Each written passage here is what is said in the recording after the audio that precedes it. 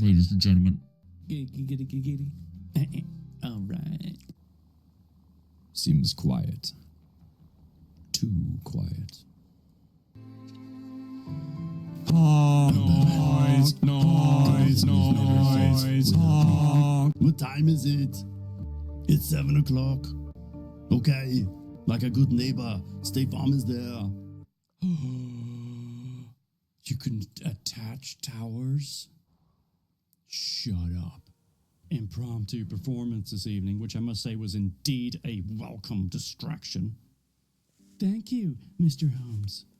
You're very kind. This is gonna be funny.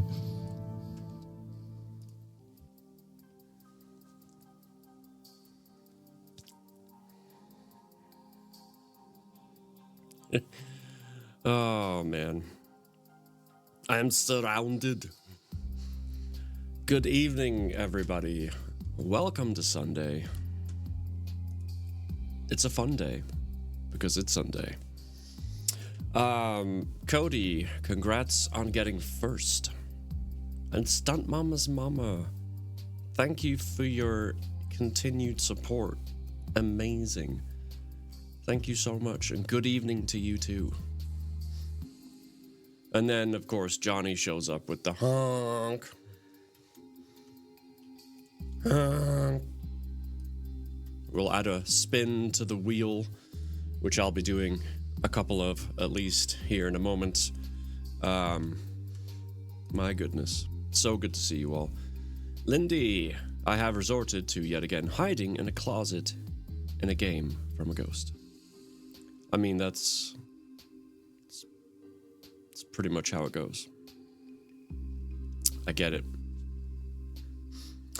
Cav89, welcome in.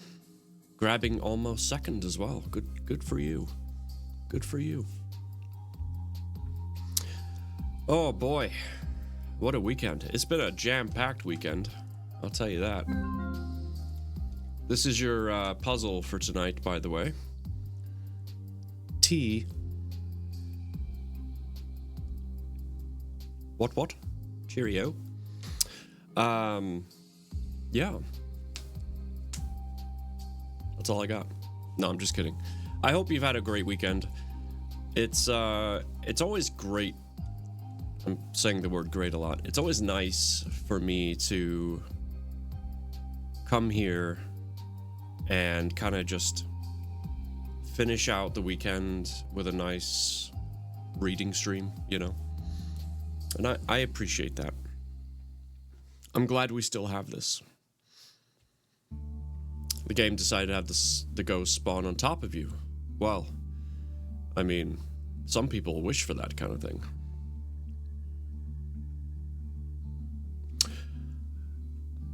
In other news, I have our next book ready. It's kind of funny. So, we started reading a book by Katie. Then we read a book by Melissa Roos. Now we're reading a book by Katie again. So, of course, our next book is by Melissa Roos. This just came out not long ago. Tennessee Wishes. There's a hand playing guitar. Tennessee Wishes. So yes, this will be our next book. Once we're done with Whistle of Revenge, of course. Alright, I'm gonna take the lid off of my tea because it's sweating in there because it's so hot.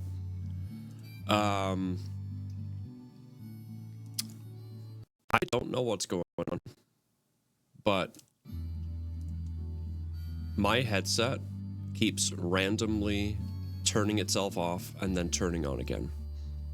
And it is driving me absolutely insane. And I don't know why.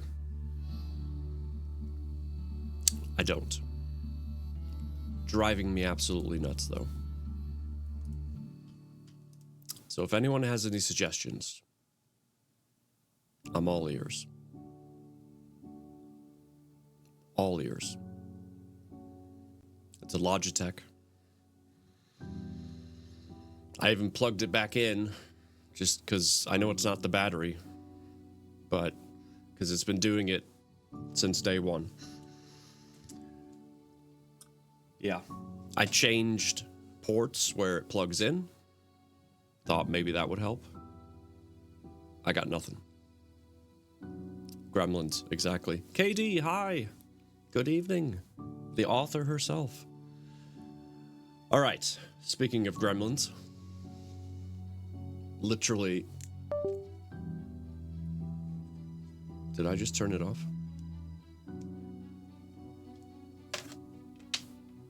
Okay. Nothing to do with gremlins, actually, but it's the only segue we had. I'm gonna do a few spins, okay? Get our blood pumping before we sit down and mellow out with a book. So let's spin the wheel and see what we get.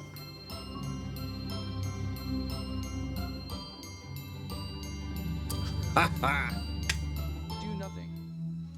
Do you see that? The wheel knows. The wheel knows. But we'll spin again.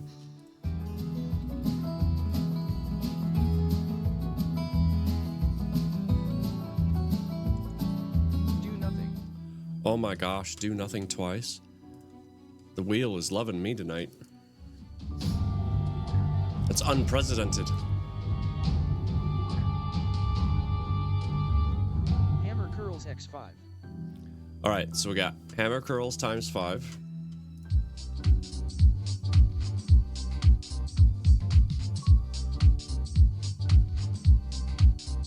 Hammer curls x5. Another hammer curls.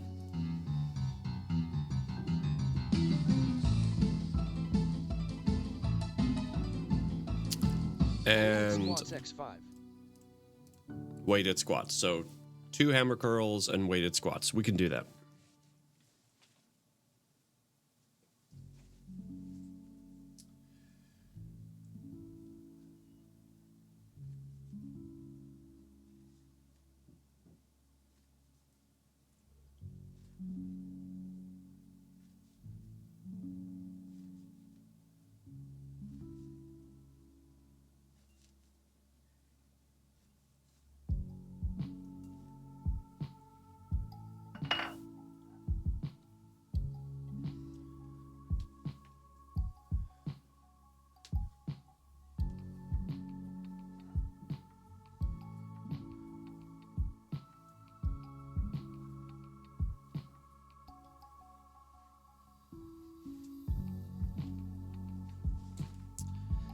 Yippee!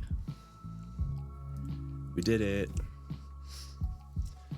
All right. I can't believe I got 2 do-nothings in a row. That never happens. Well, I can't say that anymore because it happened. It's unusual. Been working on a werewolf story for a while and haven't figured out where I want the story to... to go after the one scene? Lindy, I remember having conundrums like that myself, writing. Sometimes, the best thing you can do is just say, all right, I'll walk away. Give yourself a day or 2, whatever it is. Don't think about it at all. And usually, I'm not saying this happens every time, but usually if I'm doing that and being purposeful about it, what I should do suddenly shows up. And then boom, you're back in the game. So, that's what I recommend. It is one of 3 or 4 works in progress. Oh, okay. That's a lot of works in progress. I don't know how you keep them all straight, but if you can, my hat's off to you. Mad Locust, good evening. How are you? How we doing? Guys, I am so looking forward to getting back into our book tonight. You're good? I'm glad to hear that. I finished building our the raised beds that my wife wanted. I originally had made one raised bed, but she said it was too tall. So, even though I told her it was going to be too tall, but she still wanted it that way.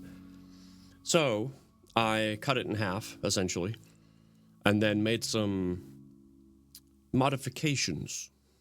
And now, we have 2 raised beds. And those, if you can kind of see the 3 black dots right there, those are hinges. So I gave it a lid, if you will. And those posts that are sticking up are sitting on top of the same posts underneath, so it's supposed to look like one long post. But the whole lid opens with a chain, and then that way you can get in there, do your thing, close the lid, walk away. So, that's fun. Oh, that's right, and it's also May, so that means the gift card that no one has won yet has now raised to $50, which reminds me, Stunt Mama's Mama, here's your spin. Here we go.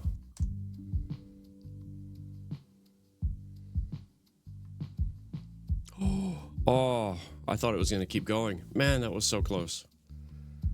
So close.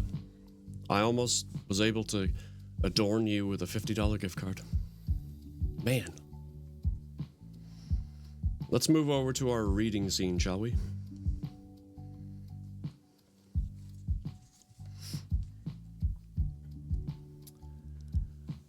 I'm excited to get back into the story, no? Yes. Mama House Gaming. If you say so. What?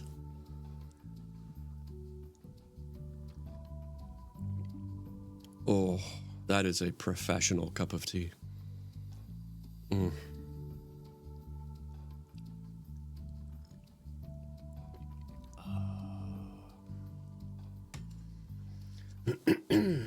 Man, that's the good stuff right there. Ooh. That hit all the spots. All right, ladies and gentlemen.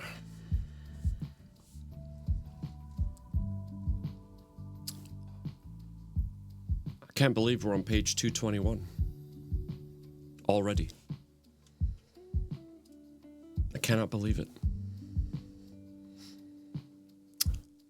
Yeah, it's a tea kind of day today. It's been cold all day and overcast. It's been kind of weird here. It's been sunny with fast-moving clouds because we've had, like, I don't want to call it a breeze, but it wasn't like a solid wind either. It was just, well, it was a strong breeze, medium wind, whatever. I mean, so it was nice out, but at the same time, it was cool. You know what I mean? It was annoying. Shelby's pretty sick, so she's been hacking it up all day and spreading her damn germs into the air. Lovely.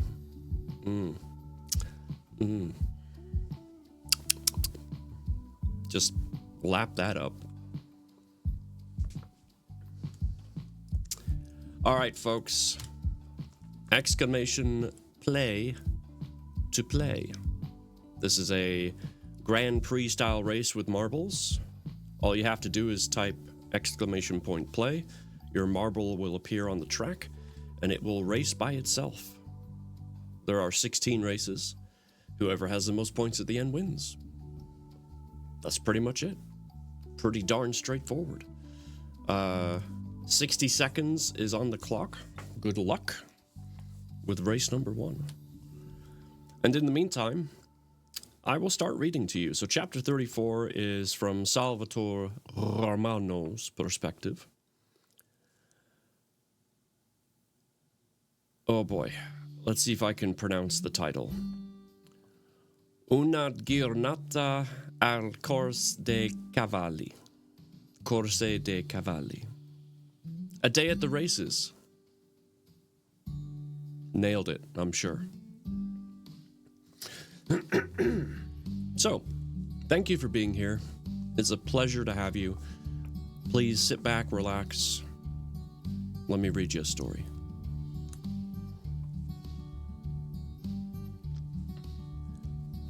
In perhaps the most extraordinary twist of the story, Holmes and I arrived at Angelino's stables at noon to find him in the stable yard, pacing up and down in a state of nervous excitement. He explained he had been feeling unnerved and apprehensive since Friday morning after one of the stable hands discovered 2 empty syringes discarded on the stable floor, close to the boxes of the switched horses. Yes, the Kentucky Derby, that's right. Quite fitting, don't you think? The predators had struck the night before, as Holmes predicted. Angelino escorted us to the stables, pointing out puncture marks on the necks of the switched horses, Rathria and Riptide. It was clear where needles had been administered into the neck muscles. Rathria's neck had swelling and slight bruising, indicating that he had likely moved during the procedure. Yeah, I would have moved too, okay? He is highly strung and hates needles, Angelino sighed, pointing in disdain to the loose scab forming on Rathria's neck, admitting that other than the puncture marks, the horses appeared none the worse from their ordeal. I assured Angelino that McGardy got a clear view of the perpetrators, following them back to their homes on Friday evening. The culprits, petty felons who were known to the Polizia, would be rounded up and arrested later that day. Next, we inspected Angelino's 2 runners, while I struggled to turn the page. Grazie. The stable stars, Sandura and Rubicon, now safely ensconced back in their original stalls, knee-deep in fresh straw, looking content, as fit as a butcher's dog. They whinnied at our approach, looking over the stable doors with dark brown, intelligent eyes. Their ears pricked forward, a clear sign of their well-being and engagement with the environment. We all agreed they looked magnificent, robust pictures of health, their sleek coats gleaming like burnished copper. Angelino said they were more than ready to give a good account of themselves. Before leaving, Holmes instructed Angelino to arrive at the racetrack with the horses and grooms no earlier than 2:30 p.m. Angelino stared at him oddly before nodding and finally agreeing to the request.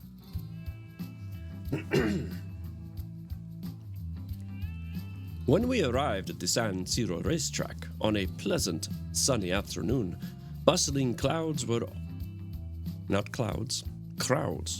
were already forming at multiple entrances for spectators of different social classes. Members of the general public accessed the main grandstand, already filled with excited revelers. At the same time, the nobility and Milanese Borgiosi.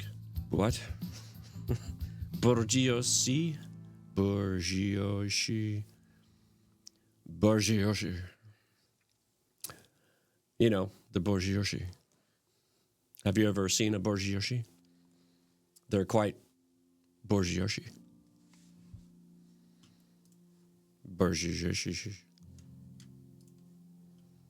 Next map.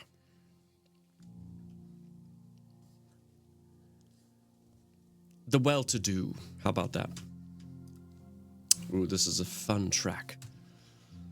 Exclamation point play to try and beat me. You let me win last time. 60 seconds on the clock. Arrived directly with carriages and coachmen, looking a picture of elegance dressed in all their finery. But once everyone entered the inner sanctum of the Milano racetrack, it was one of the few places where nobility, the hierarchy, and the lower classes mingled together around the betting ring and paddocks in perfect harmony. The San Siro racetrack was a significant venue for horse racing in Italy, celebrated for its grand design and the excitement it brought to the city of Milan. The track was extremely well maintained and part of a broader horse racing tradition, focusing on gallop and trot races. This meeting had all the hallmarks of a classic event. It was Italy's largest and most prestigious race meeting in the year's calendar. Here, small fortunes could be lost or made, following a good tip or the study of the horse's form. But to those less fortunate, it would mean a trip to the local moneylender the following day. Zarias, hello. Welcome to the puzzle. The gates opened before us, revealing a sprawling scene of organized chaos. We joined the queue, waiting until we were finally ushered through the clicking turnstile by a steward after paying our modest entrance fee. The crowd before us surged and swayed, 1,000 voices blending into a restless sea of chatter, laughter, and the occasional cheer. Holmes adjusted his trilby, tilting it lower over his brow, and cast a sharp glance at me. "Stay close," he murmured, his voice barely audible above the din. "The fox hides best when the hunt is loudest."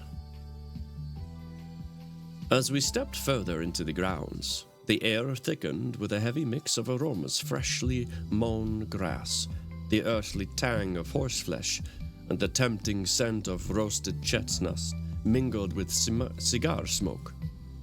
Vendors called out their wares in musical cadences, offering a variety of cold and warm pastries and cups of strong, spiced wine, coffee, and cold lemonade to eager passerbyers, catering to the tastes of mixed the upper class and general public alike, providing a mix of convenience, sophistication, and satisfaction. The smell of freshly baked bread, scones, and other culinary delights lingered in the air, invading our senses. On one of the warmest days of the year, it was no surprise that the ice cream parlor was the center of attraction. Newsies, selling racing form papers and cards, stood beside the other hawkers, barking over the sound of the hustling racetrack. We strolled down to the betting ring between the grandstand and the racetrack, keeping our eyes peeled for any unusual activity. I recognized a couple of my men in plain clothes, strategically placed around the course. My hand rested lightly on the revolver concealed beneath my jacket, eyes scanning the throng for the elusive Stapleton. I could see Holmes gazing toward the grandstands, his penetrating eyes lingering briefly on the private boxes with the city's elite perched like birds of prey. Their laughter and clinking champagne glasses were a world apart from the rowdy, working-class enthusiasts crowding the railings below. A brass band in the common area struck up a jaunty tune, its brassy notes rising above the chatter and cries of the bookmakers. Our eyes caught every detail: the banners announcing the day's races and the rhythmic bobbing of hats and parasols among the throng. "There," I muttered, gesturing subtly toward a cluster of men standing near the paddock alongside 4 members of the clergy and 3 nuns. "The one in the grey jacket." Holmes' eyes followed, narrowing as they fixed on a figure I remarked seemed too still, too detached from the frantic energy around him. The man stood by a vendor's cart, his hands clasped behind his back, his eyes scanning the crowd with a predator's calm. That's not Stapleton, Holmes replied quietly, his tone tinged with intrigue. Observe his stance. Too deliberate, too exposed.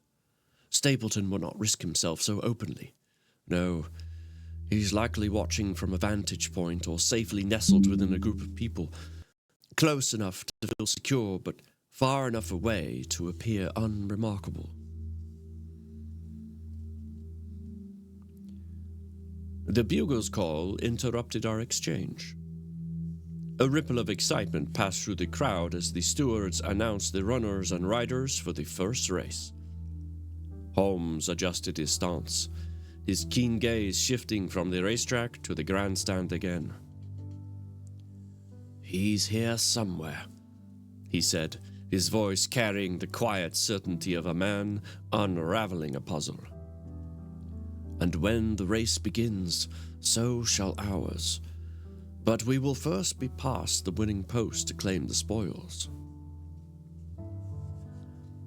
We studied the runners and riders as outlined on the race card. The first race was due to start at 2, including Barrett's runner, Viscusi. The second race, scheduled at 2:30, was for 2-year-olds to run over 7 furlongs. The anticipated main event at 3 was rumored to be a match between the hot favorite, Messana, and Angelino's runner, Sandura. Next came the Champagne Stakes at 3:30, featuring Break the Bank and Rubicon. The last 2 races at 4 and 4:30 were sprint handicaps to be run over 6 furlongs.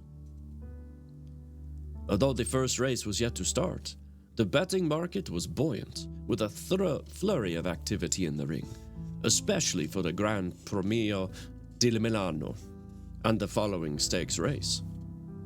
We heard a few rumblings of discontent around the betting ring that something was amiss with Angelino's horses. Men in trilbies and dark glasses ran from pitch to pitch, placing hefty wagers on Break the Bank, owned by Riccardo, a member of the Italian mob. Riccardo's horse was now the short-priced favorite for the stakes race. The opening show, 3-1, was quickly taken. And Super was about to race the first race ever. I'm just kidding. That would be weird. Super! Thank you so much for the resub, sir. You are super kind. Let me first add a spin. Now we're up to 12. And then let me do this. Stunt Mama came pretty close to landing on the magical blue marker. But sir, let's see if you do.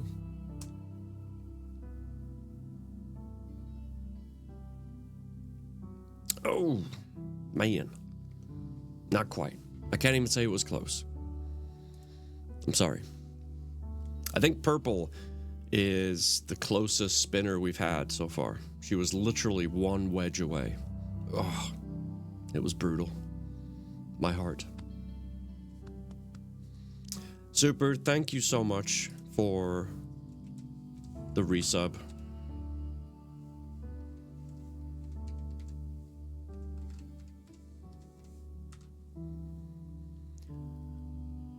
Mama House Gaming, are you still hanging around?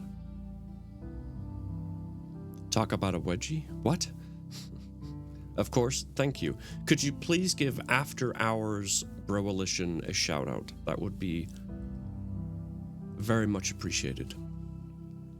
Super here is part of... Oh, okay, I'm with you now. Wedgie, one wedgie, okay. Very good, yes. Apparently I'm the one that needs to leave. I was trying to turn on my cup warmer before plugging in the wire, the cable, the power cable. And I was holding the power cable. I was like, button, No. It doesn't work. Oh, for like the cold? No, like for the monsters, you sleep the night away. Yeah, that's what I mean. Like you. Yeah. Jesus Christ! That was an appropriate response. Holy. Okay, I'm gonna have to return these headphones because they keep shutting themselves off and then turning on again, and it's so annoying. It's driving me up the wall.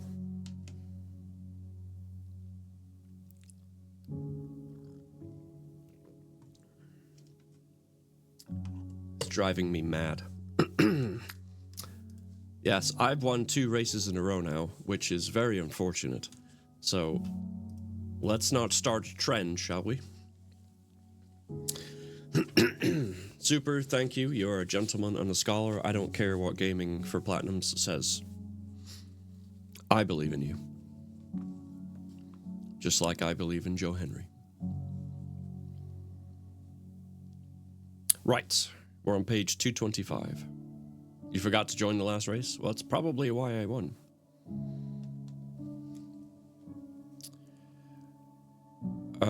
Let's see.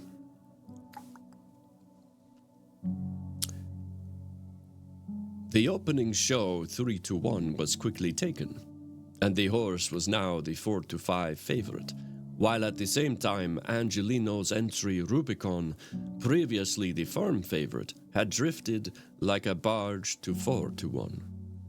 Well, great. Now that song is stuck in my head again. Sorry. Oops. There we go.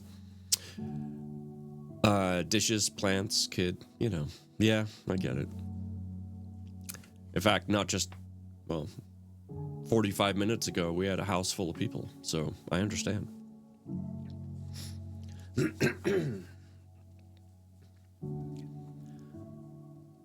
The bookmakers scratched their heads in confusion. They were no doubt wondering what was happening. Their bewilderment was not helped by the antics of Break the Bank's owner, a dark-haired, thick-set man in his 40s, who'd been spotted earlier downing his hip flask as though it were water. Now, visibly inebriated, he was shamelessly goading the bookmakers, boasting that his horse was ready to live up to its name by breaking the bank before he and his cronies opened their satchels and grabbed the winnings. It was far from a congenial atmosphere. We strolled to the parade ring to look at the runners in the first race, keen to inspect Barrett's runner, Viscusi, while trying not to draw attention to ourselves. Holmes scoured the course with the binoculars, hoping to get a glimpse of the trainer, Bob Barrett, approaching the paddock. There was no sign of him. Only Viscusi's owners, a middle-aged Italian couple, and the horse's groomer appeared to be present.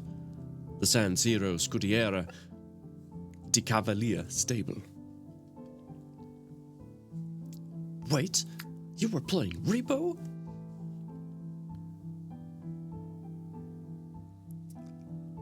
Stump Papa and I started singing it last night in Repo.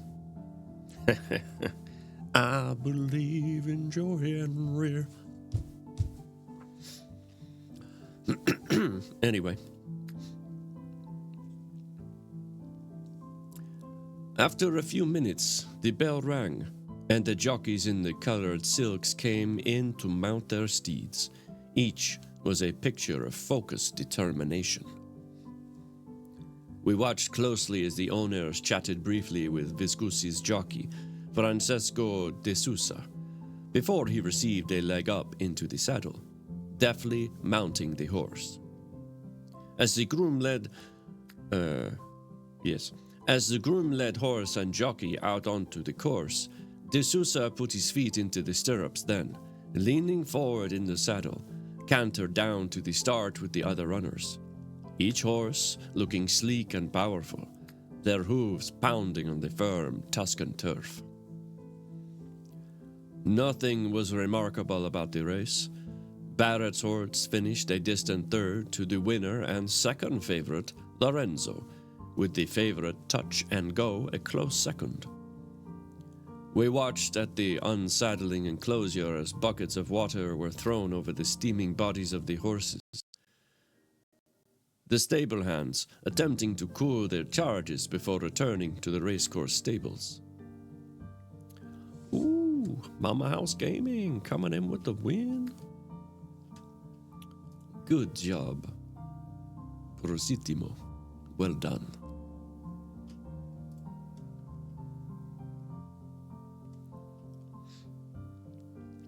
Although the giant had kept eating me, but I think I have everything figured out now. I am gonna leave all of my comments right where they are.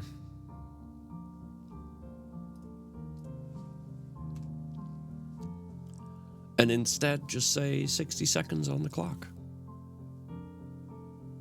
Maybe I'll even take a sip of tea.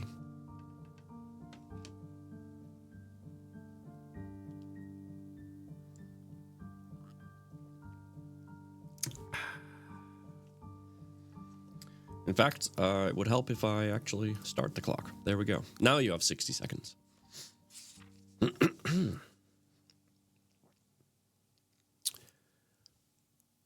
There was still no sign of Barrett, which came as no surprise to me or Holmes, although we were both convinced that he was on the track somewhere, most likely in disguise.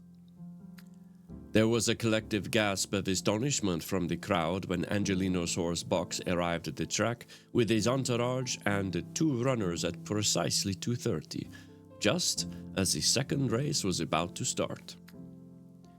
We observed Angelino's horse walking down the ramp, led by their grooms, looking every inch like true champions, adding further spice to the proceedings.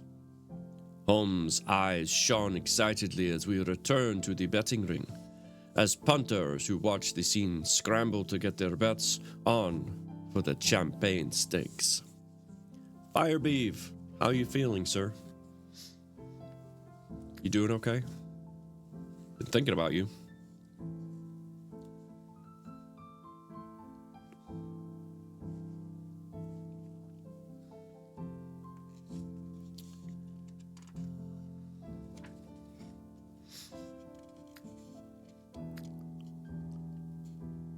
The starting odds for Rubicon, previously 4-1 and seemingly friendless in the market, was now chalked up on the betting boards as 15-8 favorite.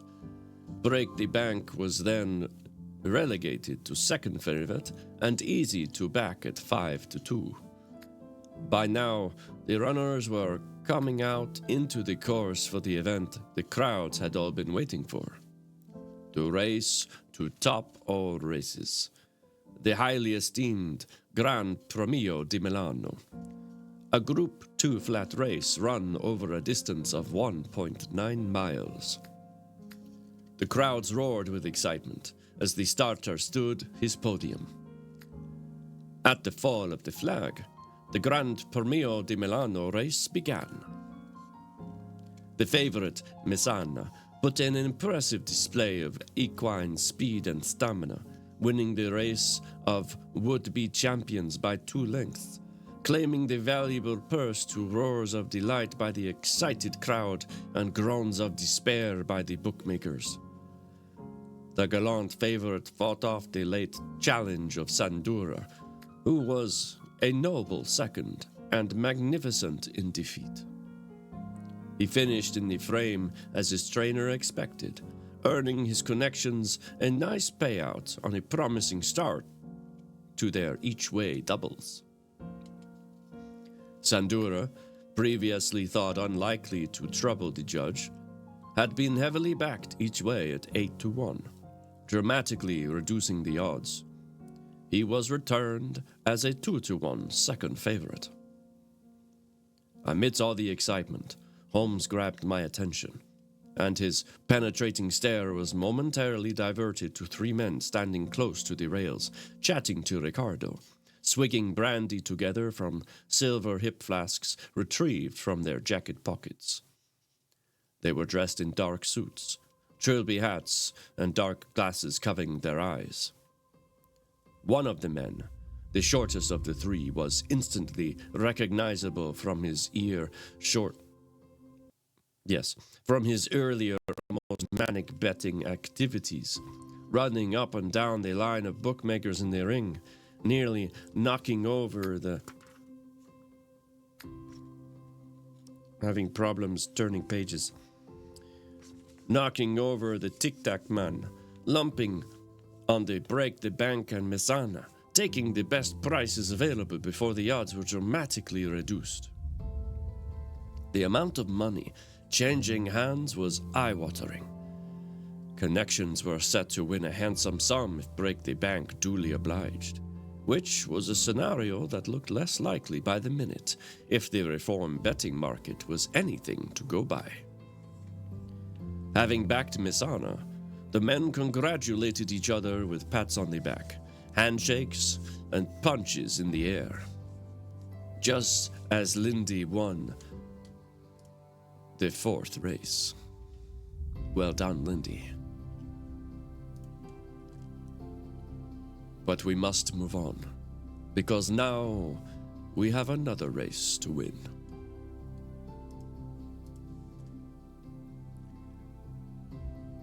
Welcome to the Lakeshore Raceway. Place your marbles. You have 60 seconds.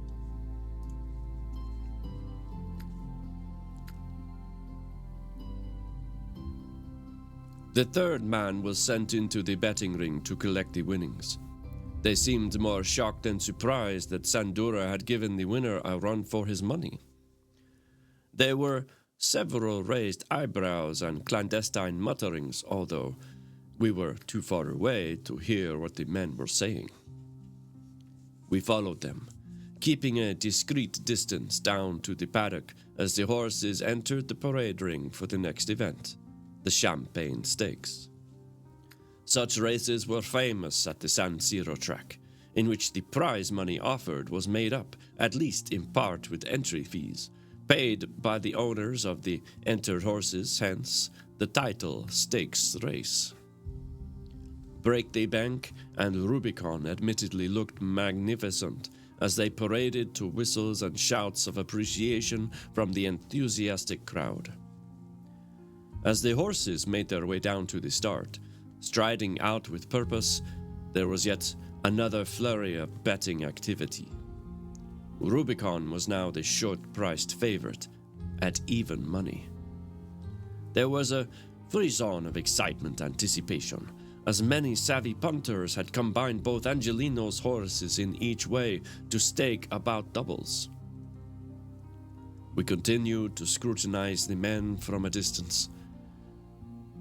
Where earlier they had been laughing and joking together while quaffing champagne and liberal amounts of brandy, their once bullish mood had now suddenly turned somber.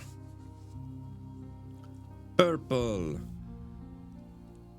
Good evening. It is wonderful to see you.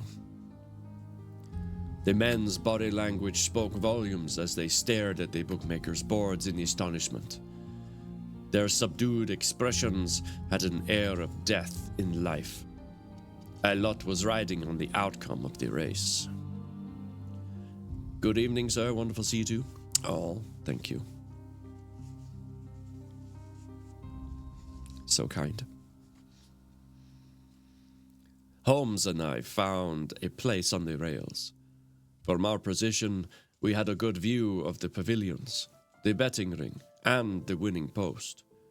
The scent of sweat mingled with the odor of leather, creating an intoxicating atmosphere.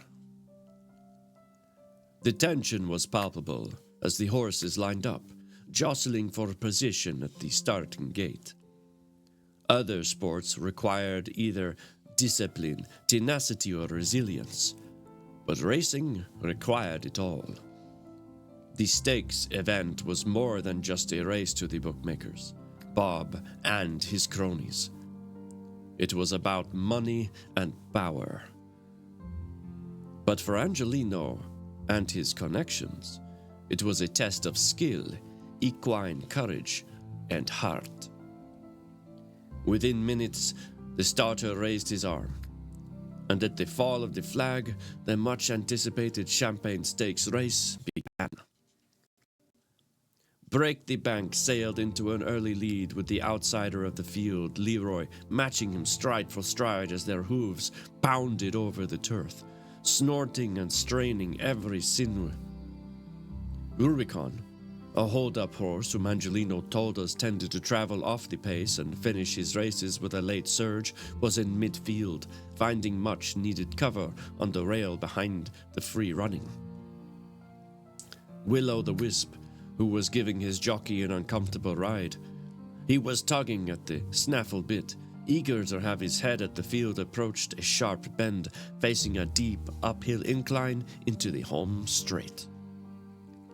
The crowd, from the well-dressed elite in the VIP boxes, the enthusiastic fans in the stands, and the better standing on the rails, were roaring and cheering, enthralled by the beauty and power of the horses. Looking every inch, the likely winner, Break the Bank, had now pulled clear of Leroy, who, after running his race, was floundering and running on at one pace. Over the noise of the crowd, we heard Angelino's distinct cry as his horse Rubicon, who his jockey had restrained, emerged from the pack with his surging run, literally eating up the ground as he drew level with Break the Bank. The jockeys glancing at each other.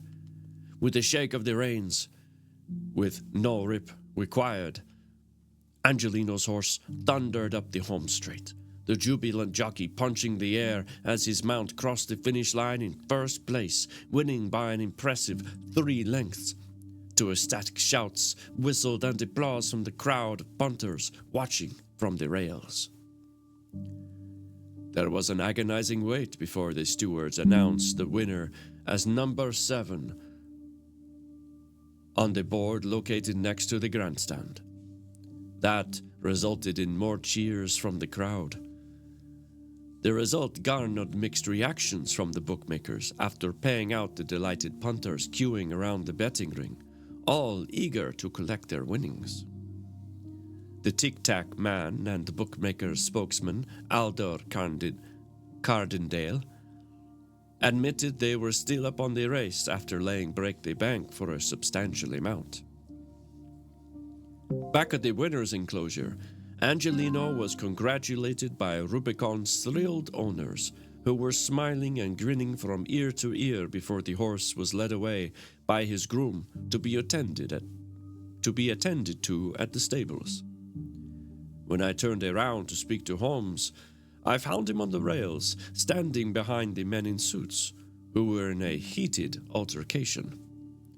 Their faces were grim and unsmiling, and one lowered his head, shaking it in frustration and anger. I furrowed my brow as Holmes leaned forward, appearing to whisper something in one of the men's ears before returning to join me on the rails, a wiry smile on his face. The man turned on his heels and looked at us, taking off his glasses. I shall never forget the expression on his face. It was one of a condemned person. The corners of his lips curled, and then, in a moment, the 3 of them suddenly disappeared into the crowd. Holmes and I gave chase, but it proved an impossible task trying to wade through the masses of punters, mindful it would be too dangerous to use our guns with so many people around and cause a mass panic. Nevertheless, we plowed on until agonizingly the 3 men disappeared. With a wave of my hand while simultaneously blowing my police whistle, I signaled to my men. They appeared, running in every direction, blocking each entrance to the course, and only allowing people to enter or leave after first showing proof of identity or agreeing to be searched. An hour passed. The day's final race concluded, and the jockeys weighed in. But no one matching the description of the 3 men had been identified. Finally, when the course was emptied and every racegoer had gone home, my guardy discovered 3 sets of trilbies and dark glasses in the cloakroom of the pavilion concealed in a vasile, in a valise. When questioned, my officers confirmed that the Catholic priests and a nun had left the racecourse minutes after the Champagne Stakes race. They were given special dispensation after confirming their identities, which, in hindsight, were forged. When questioned by the Polizia, the priest explained they had a special mass to officiate later that evening at the Duomo di Milano Cathedral Church in honor of Andrea Carlo Ferrari, the Archbishop of Milan. And that ends chapter 34. Yes, see.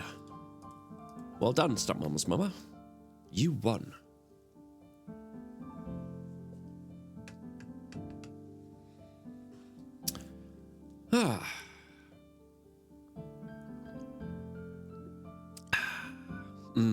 Lovely tea. Just absolutely lovely. Quite pleasurable, if I may say so myself. Delightful.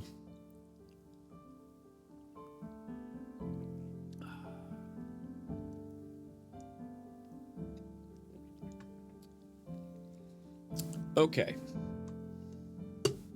Hope everyone's doing well. Quite fitting that the Kentucky Derby just took place, and we ourselves had a day at the races with Sherlock Holmes and our astute detective. I was working on the other cleaning game I have. Oh, is that murder cleaning ghost thing? I forget what it's called. I've heard it, or I haven't heard it. I've seen people play it, is what I meant to say. All right, before we move on to the next chapter, I'm gonna spin the wheel of gains one more time. Crime scene cleaner, not paranormal cleanup. Okay, that one. So, the cleanup without the ghosts. Got it. Still dead people, but, you know. First, I'm gonna blow my nose real quick.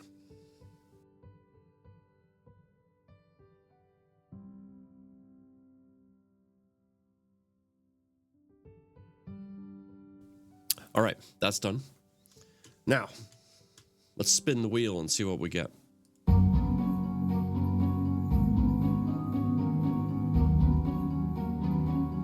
Oh boy. Weighted squats x10. Weighted squats times 10. 10.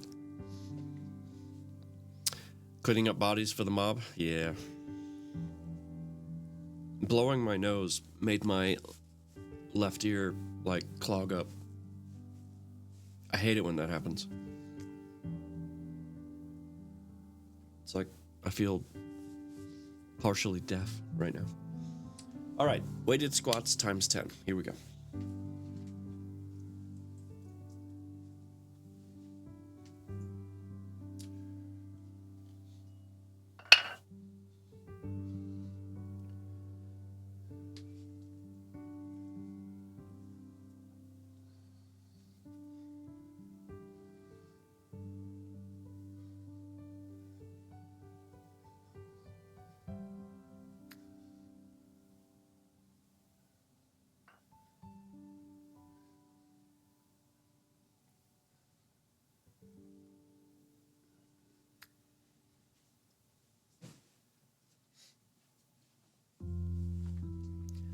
Woohoo!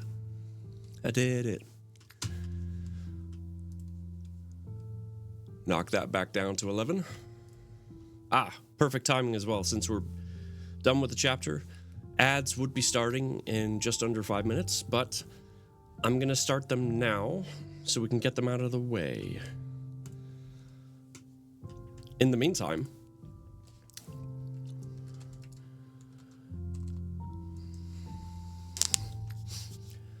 check out this chick. Mama House Gaming.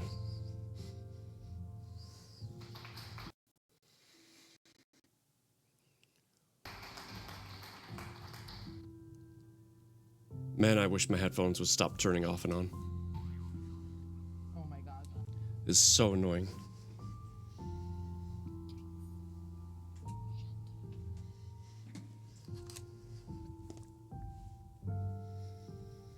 In fact, I'm gonna switch my headphones. Be right back.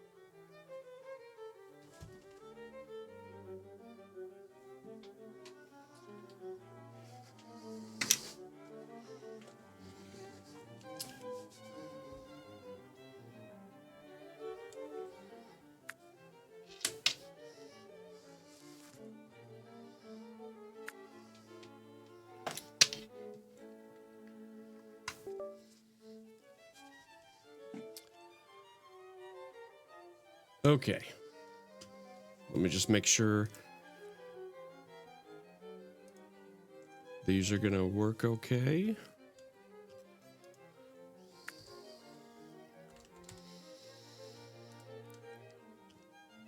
Do do do boop boop doom boom.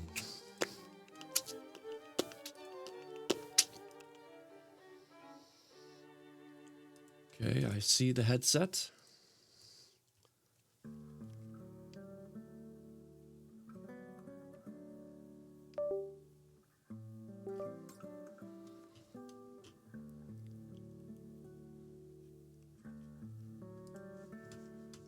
Why do I not hear anything?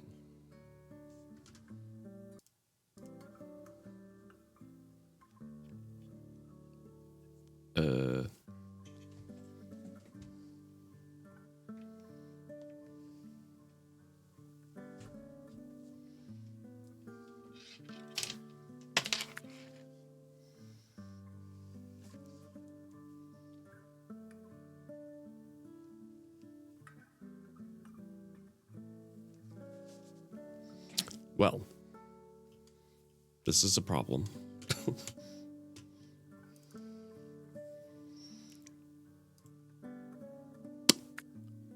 This... I know you can hear me, but I can't hear anything. Hold on.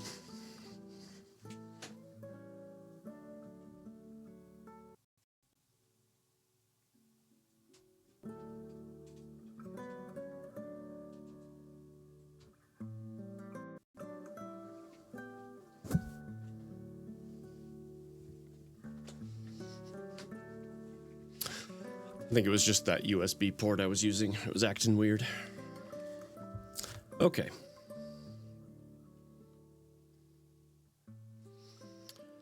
Okay, we all settled now? Y'all good? Excellent. Yeah, I'm gonna have to return those headset.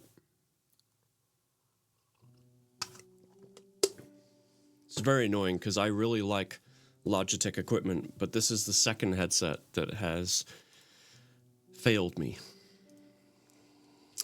So that stinks. And the reason I stopped using these is because they kept dying on me. Well done on winning that race, Johnny. You're on the board. Good job. But can you win another? That is the question. And let's also, real quick, Johnny over here is such a cool dude. Wish I could go hang out at his house on the weekends. We'd have a heck of a time. And his wife is having her book edited soon. And I'm going to get to read it on stream.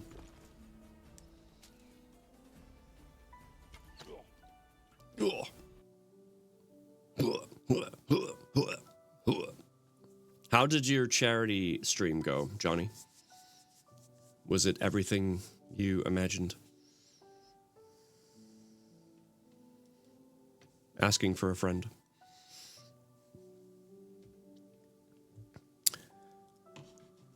It went amazing. We raised 406 out of the 500 goal. That's fantastic. I mean, honestly, anything raised is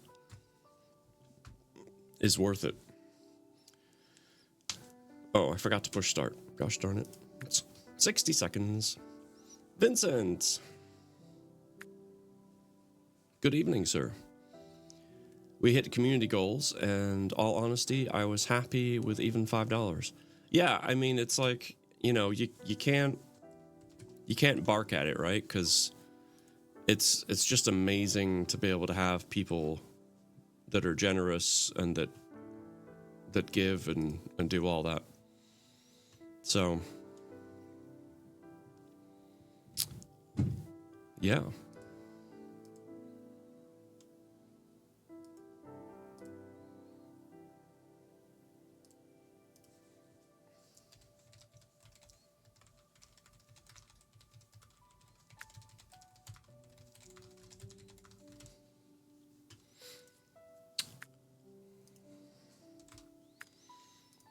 Okay.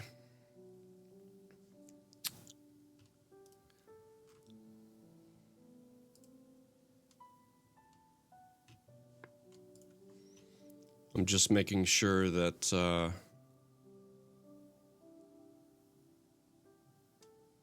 I can do the thing that I need to do.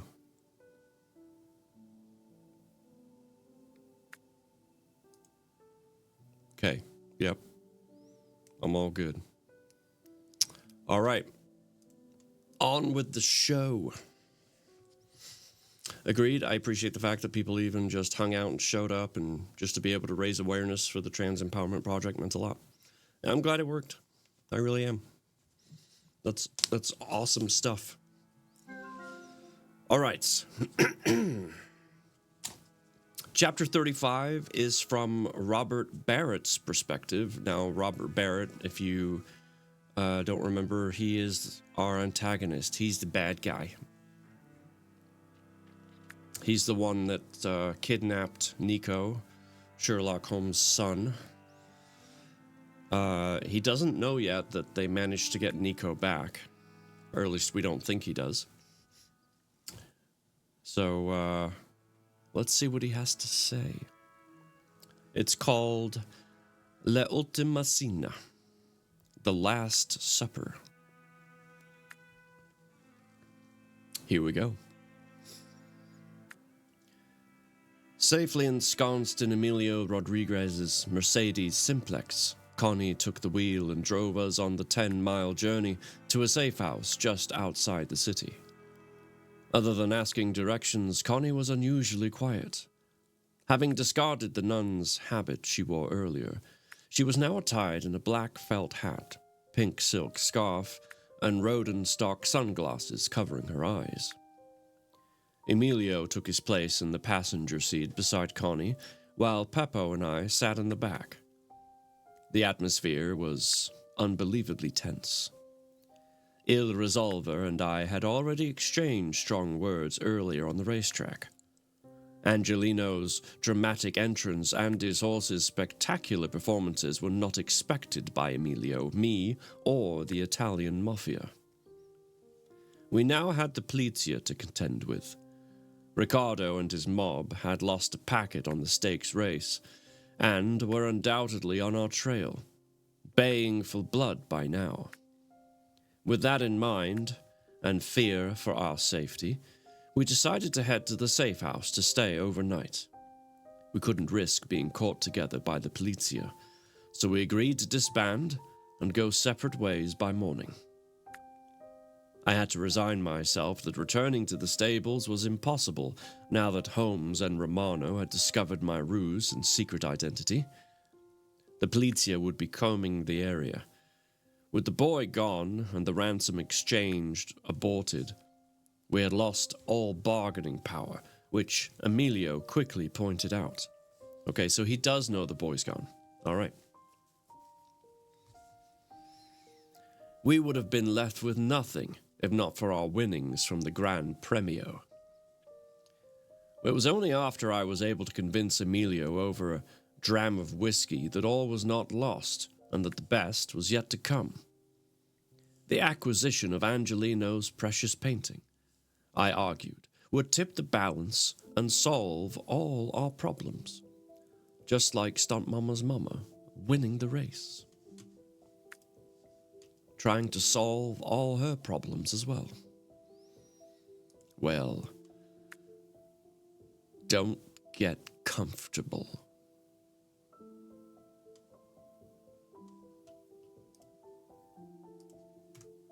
Purple's here now, and she's gonna mess it up for you. See? I told you. 60 seconds on the clock.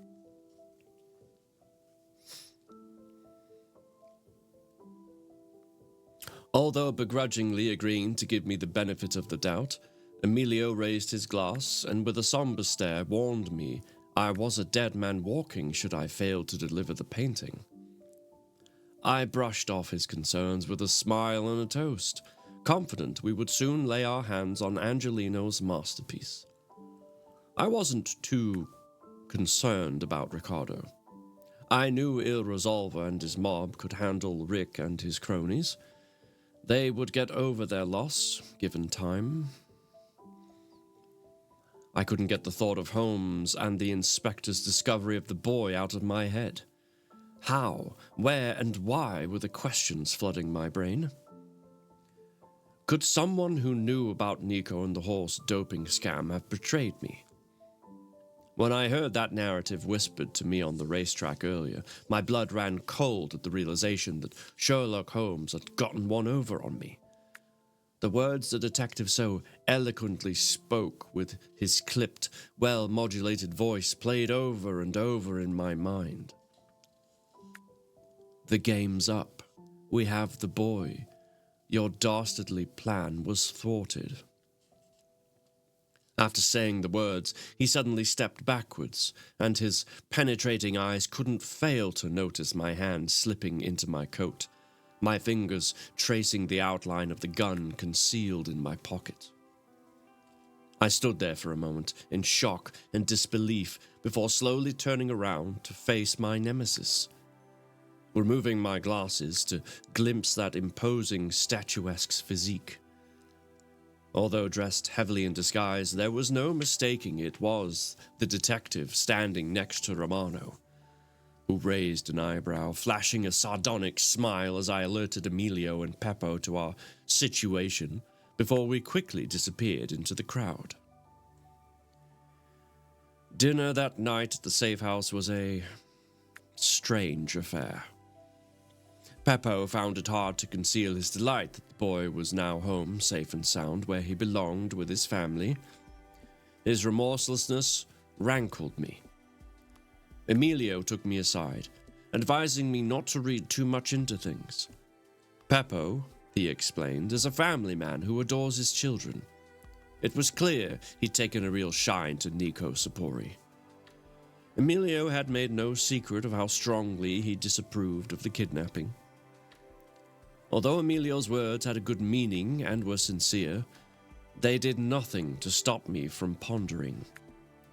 Could it be that Peppo was the Judas among us? He seemed to have developed a close relationship with the boy and told Connie he wanted out. On the other hand, Connie took a more diplomatic view, stating she was keen to proceed with the task at hand and secure the painting.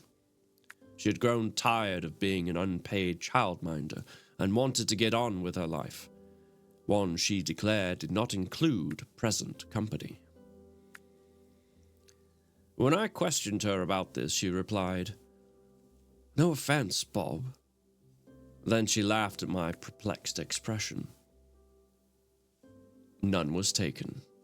I respectfully replied, sitting up straight and giving her an assuring smile, although I was seething inside, wondering if this loose cannon with a glint in her eye was the rat who'd betrayed me.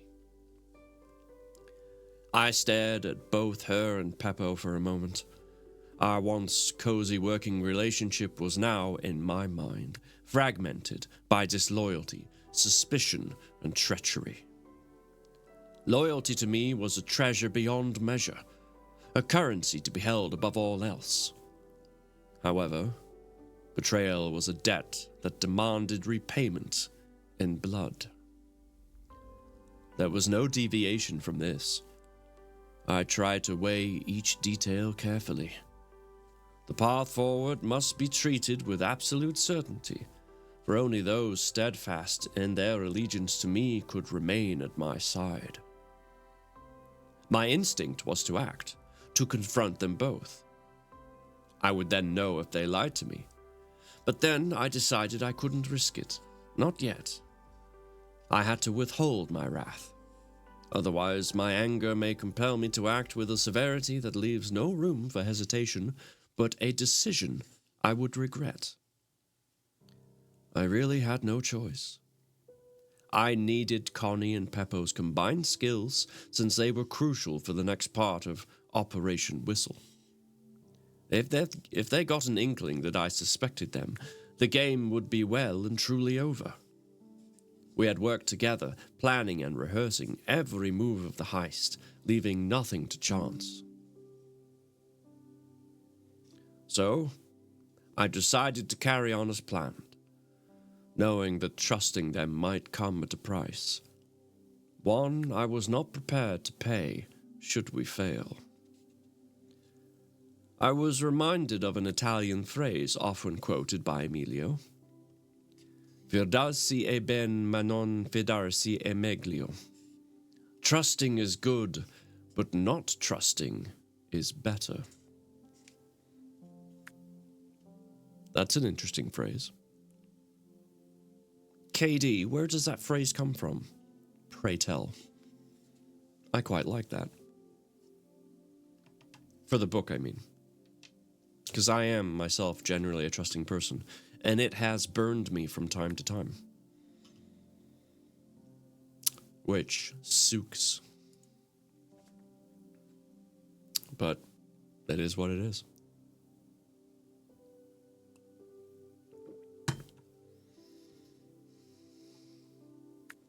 All right. Moving swiftly on to race number 9. 60 seconds on the clock.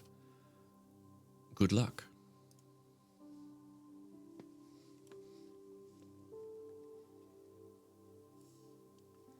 After dinner, Connie dropped Peppo off at Milano Central Station for his journey to Genoa. From there, he would collect the truck, arriving at the car factory at 10 p.m. on Monday. Then, checking into a hotel close to the factory, he would remain there until the following morning, taking instructions by telephone from me and Rodriguez.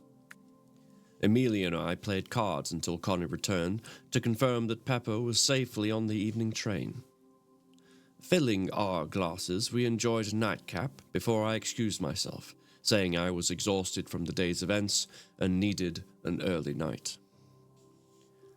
The following morning, after a hearty breakfast, Connie and Emilio dropped me off at Milano Central, where I embarked on the train to Genoa in disguise. Connie and Emilio headed north to another safe house, where I would keep in touch with them later by telephone, and from where Connie would travel on Tuesday with a trusted art expert, a contact of Emilio's, to collect a painting from Angelino. Emilio would stay with Connie at the safe house until Tuesday morning, where he would be collected by an unmarked car to travel to the trattoria in the town of Tortona, the halfway point between Milan and Genoa. Arriving at my destination, the Genoa Place Colombo railway station, later that afternoon, I decided to walk the short distance to the Grand Hotel Savoia, where I had booked a reservation under the pseudonym of Gormo Sanju.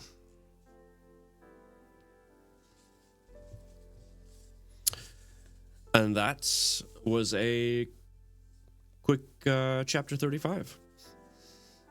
So, our bad guys, they know the boy's been rescued. They know that the police are onto them. And they know that the mafia is probably going to be looking for them as well. So, Bob, is sweating bullets right now trying to figure out who on earth betrayed him, not realizing that it was Nico figuring stuff out. But you have to wonder which one of his cronies is going to get it in the back of the head.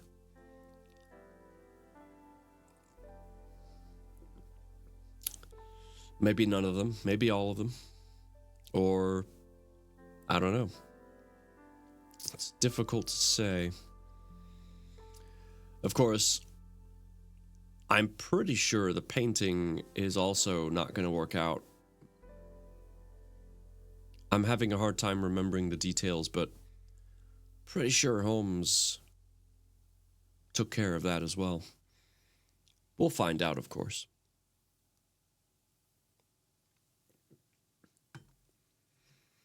Nothing like a little sweet revenge.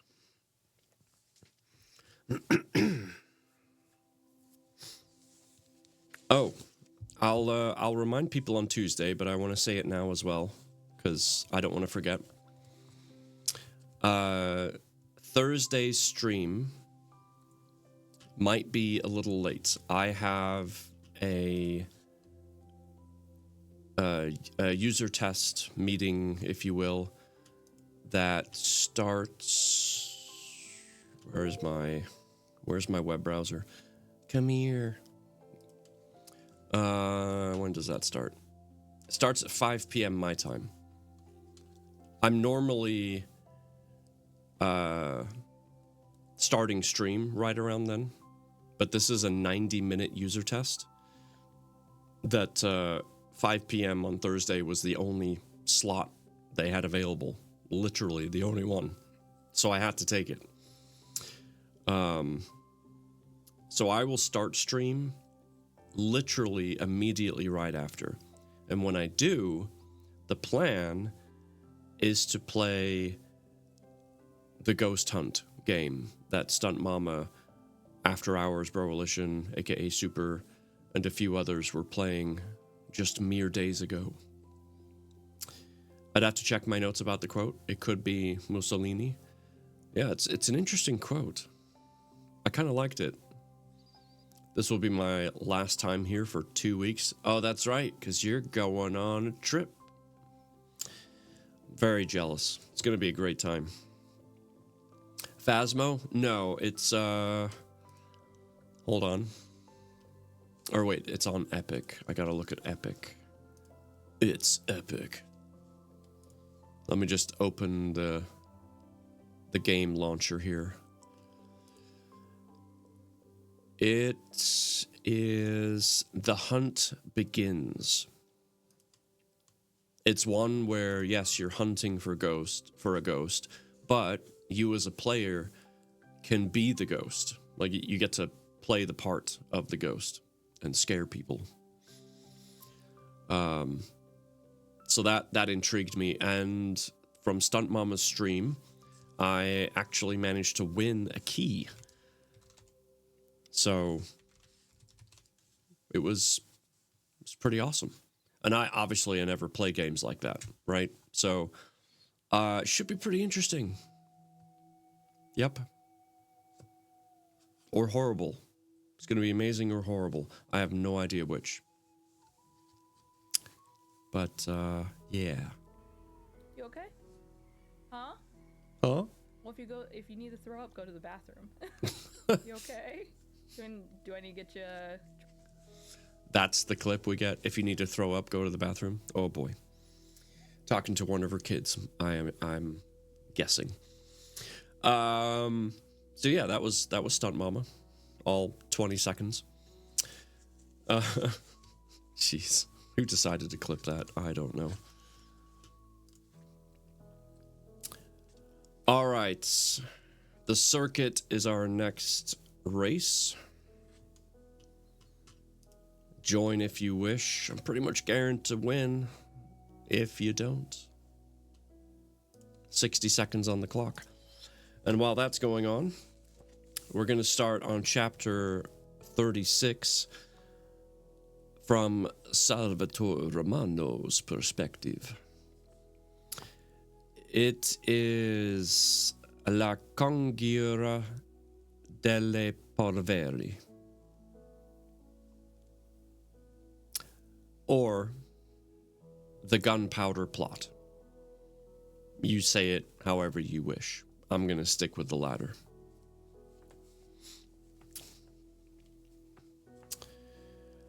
I'm hooked playing Expedition 33. This is the company's first game, and it should be nominated as Game of the Year. Most of the devs did come from Ubisoft and was tired of them being told not to be creative. Ah, okay. Is that a Steam thing? I shall look it up real quick. Just so I can take a peek, see if I recognize it.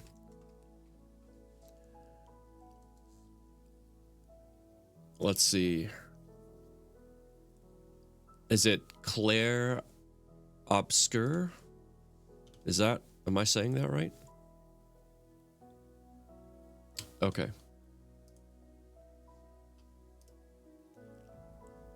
As in Guy Fawkes? Guy Fawkes? Yeah, maybe.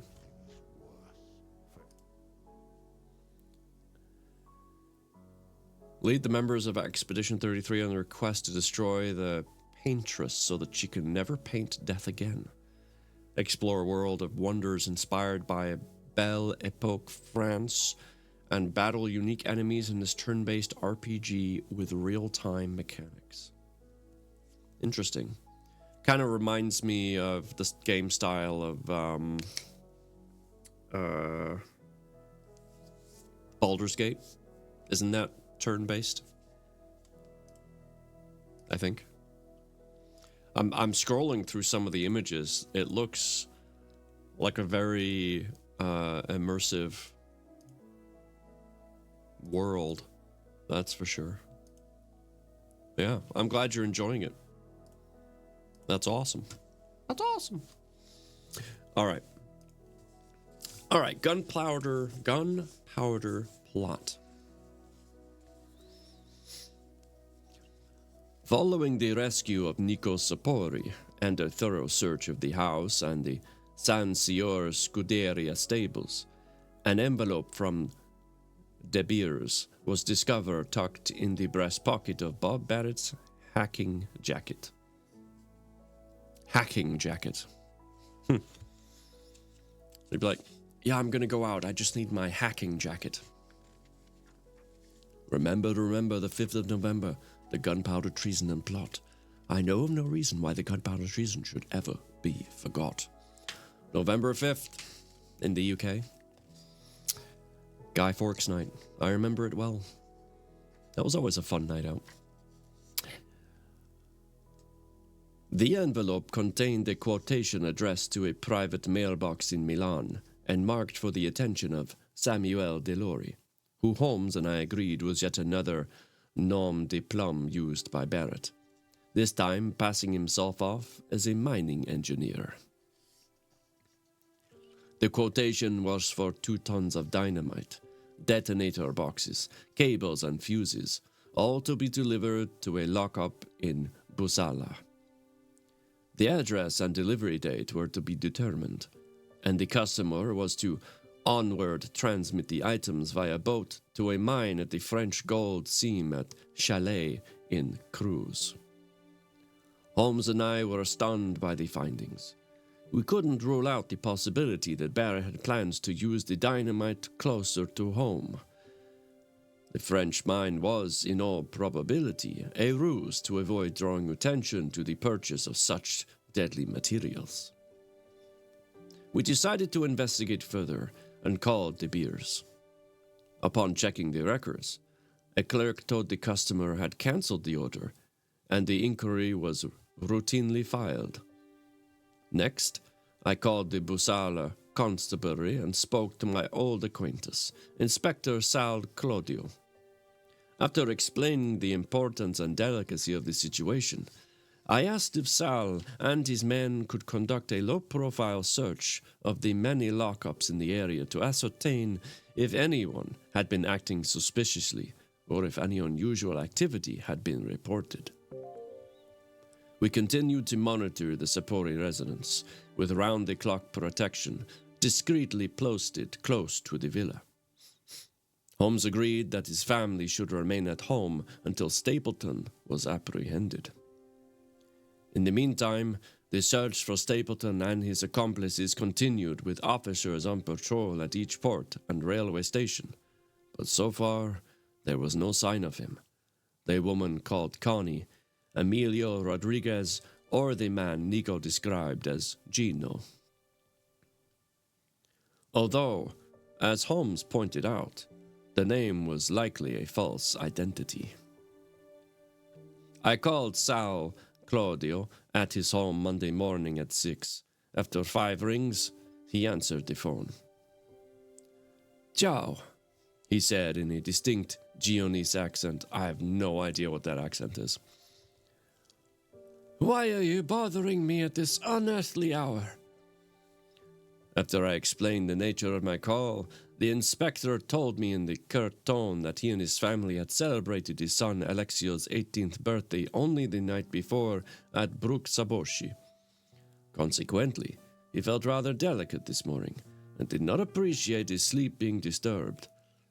But after I apologized profusely for bothering him, Sal's tone mellowed, and he agreed to fill me in on Genoa Policia's findings so far.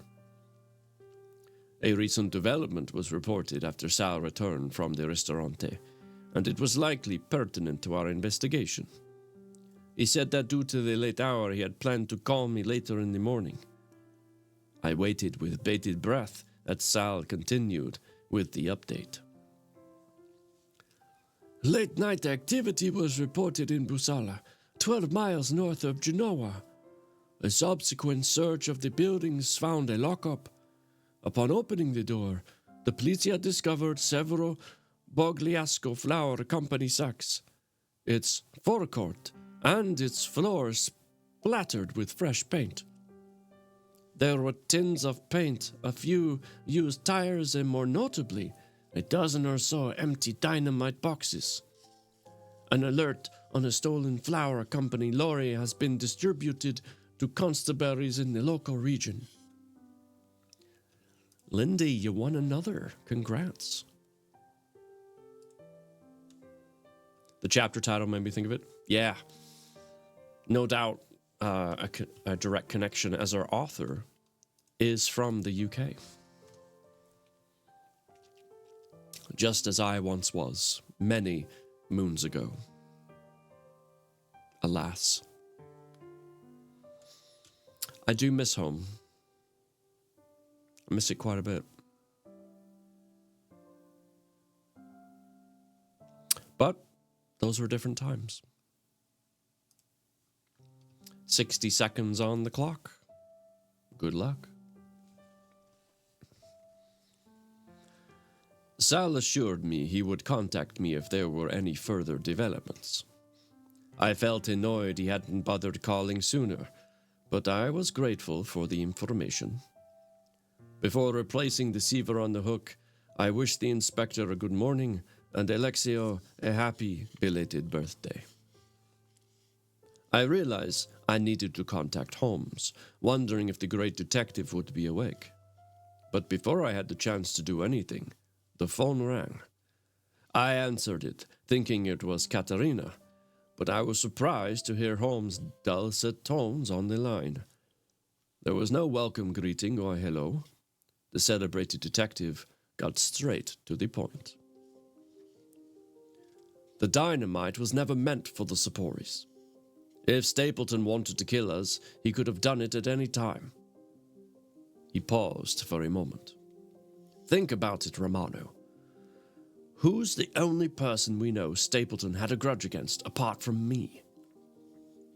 Why, Angelino, of course. I replied briefly before updating Holmes on my earlier conversation with Inspector Claudio.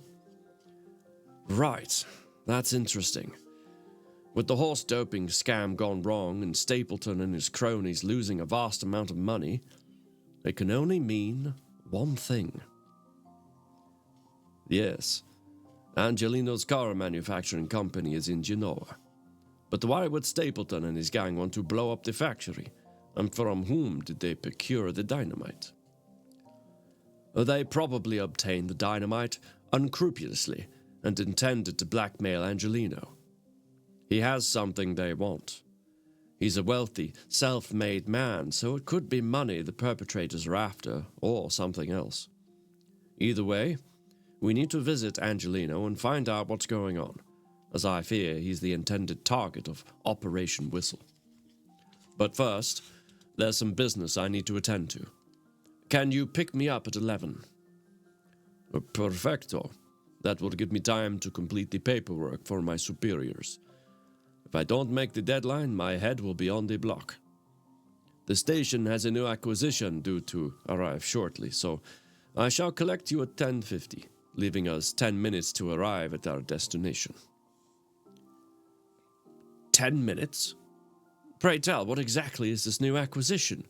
Winged Pegasus? Holmes asked, airing a somewhat spectacled tone. I laughed out loud. Better than that, my friend. The Milano Polizia are taking delivery of the new unmarked 1905 Fiat Supercar, which will not only cut down our traveling time, it's rumored to outclass any other car in chase. I'll see you directly, Holmes said. And that's the end of chapter 36. So, they figured out that the dynamite is going to be used to blow up the factory. Well, that didn't take him very long. But then again, this is Detective Sherlock Holmes we're talking about. Lindy, you won another. Quite the dominant force over there.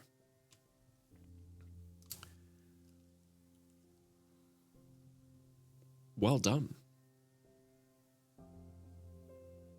All right. Race number 12. Not that many to go. 60 seconds on the clock. How we doing on ads? We're okay. We're okay on the ads.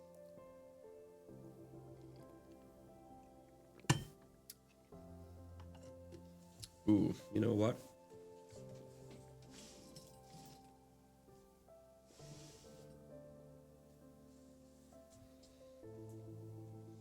I just realized this very nice headset that doesn't seem to work properly comes with its own mic that you can plug in. I obviously don't use those, so I never do anything with it. But the question is, where'd I put it? Or did I accidentally throw it away? I hope I didn't throw it away.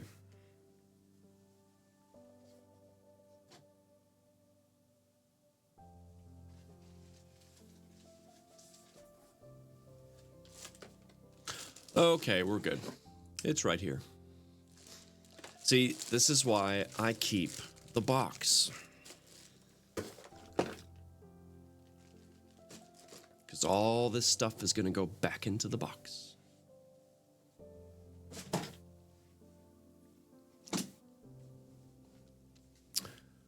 Mama House Gaming, I have a question for you.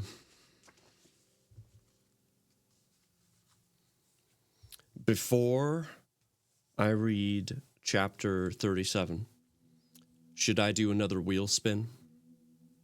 for the Wheel of Gains.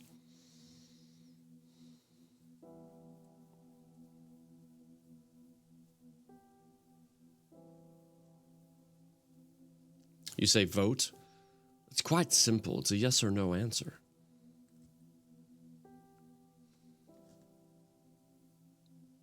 Fine. No? Okay.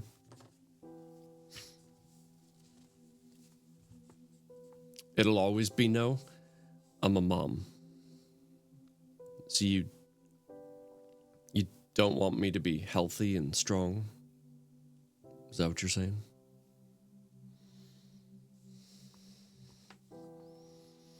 Does that mean I'm supposed to be defiant and be like, I'm gonna do what I want?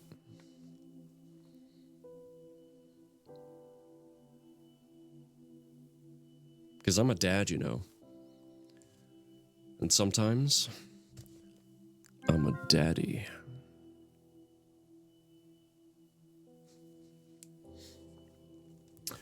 And I literally heard you rolling your eyes. I'm taking a break from the game I was playing since I'm stuck on a puzzle. Yep, that's okay.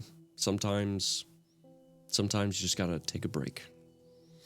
Alright, chapter 37 from Robert Barrett's perspective. La Astimento.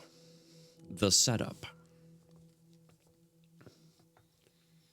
I had barely settled into my suite at the hotel when Peppo called in a bullish mood to confirm that so far everything was going according to plan. Wearing the stolen Manzoni uniform, Peppo told me he drove the lorry to Liguria Car's security entrance as planned on Monday evening, arriving as instructed at precisely 10 p.m., finding little activity around the site other than a cleaner and two tired-looking security guards drinking coffee and playing cards. Peppo feigned a surprised expression and told the security guards he had not been informed that the factory was closed for a week's summer holiday. He explained he'd just driven 135 miles from the Manzoni tire factory in Turin. He entered into friendly banter with the guards for some time.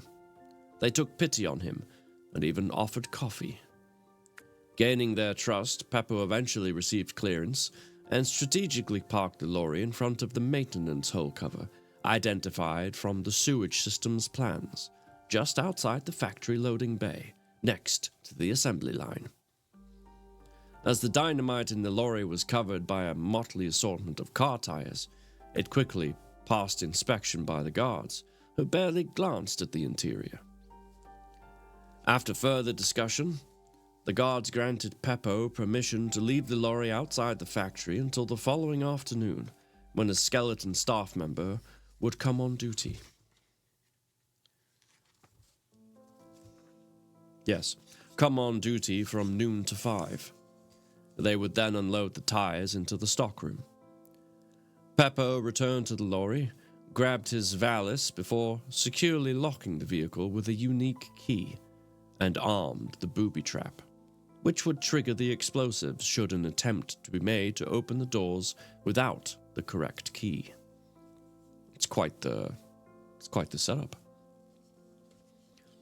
Peppo bid goodnight to the guards and went to the hotel across the factory gates, where he'd pre-booked a room under an assumed name. He later met with one of Emilio's special agents, Raoul Benigni, who arrived by car just before midnight. Benigni was an ex-army officer who served with the Alpini, Italy's elite mountain troops, which protected the northern borders from France to Austria. He saw plenty of active service as an explosive expert in the Chinese Boxer Rebellion in 1900 and received several commendations for bravery. The slim, diminutive, wiry Benigni was mainly known as the Eel. In the early hours of Tuesday morning, Benigni would leave the hotel using the sewerage and water flow system as outlined on the factory building plan. Then, using his wiry frame to his advantage, he would access the spacious underground channels, covering the distance from the maintenance cover near the gates to the second where the lorry was parked. Then, using the stolen reel of cable, He would take it through the sewer system, attaching one end to the detonators, placing them in the lorry. Chaos! Hi. How are ya? Your first time chatting and you do it with bits? That's a bit much. Get it? It's a bit much. Had to drop some love biddies. Glad I got to catch you. I'm glad you're here. Can we please get a shout out for Chaos Girl? She's one of my new friends. No, there is a need. Don't you dare.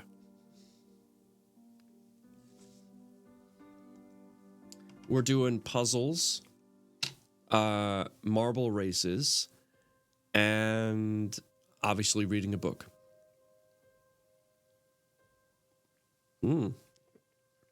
Mama House Gaming took the win on that one. Chaos, how are you? What you been up to? You have a good weekend? You've been listening for a bit already? Oh, okay. Stalker. Great. Good. Lovely to see you.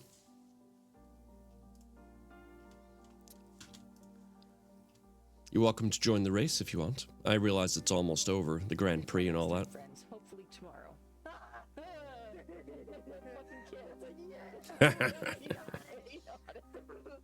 Oh, look at that puppy. Look at the puppy. Twitch calls it lurking. That's true. Yeah, that's true. You're not wrong. 60 seconds on the clock. Yeah, so what a time to tune into the stream, right? I worked and about to get to bed for another workday tomorrow. You have to get up at 1 o'clock? Ugh. No. No, thank you. Nope. All right, then. Lovely. Well, I am so sorry, but thank you for being here. My stream is only going to go for another 15, 20 minutes anyway, so maybe some reading will help you relax. As soon as I remember where I left off. Ah, yes. Detonator box hidden in bushes outside the factory gates. You can totally continue reading, and I will go back to my quiet stalk lurking. Stirking? That sounds weird. But yes, very good. Thank you. Pleasure to see you. Wearing field glasses, he would lay patiently in wait, scanning the hotel's roof for Peppo's signal. Red for abort and green for go, so there was no confusion. Or, in the unlikely event that the weather might obscure vision, it was agreed that the sound of a whistle would be added. 1 blow for abort, and 2 for go, to determine if the eel depressed the plunger or not. I sat back in my chair, took a sip from my whiskey tumbler, and then lit a cigar, blowing rings of smoke up into the air. The next part of the operation was down to me. I could hardly wait. All right, that was 37. They're getting ready to make their big move. Because, if Angelino doesn't play nice, they're going to blow up the factory. Although I got to tell you, though, if I was this eel guy, I'd be pretty ticked off had I crawled through sewers all night just to find out that it was for nothing.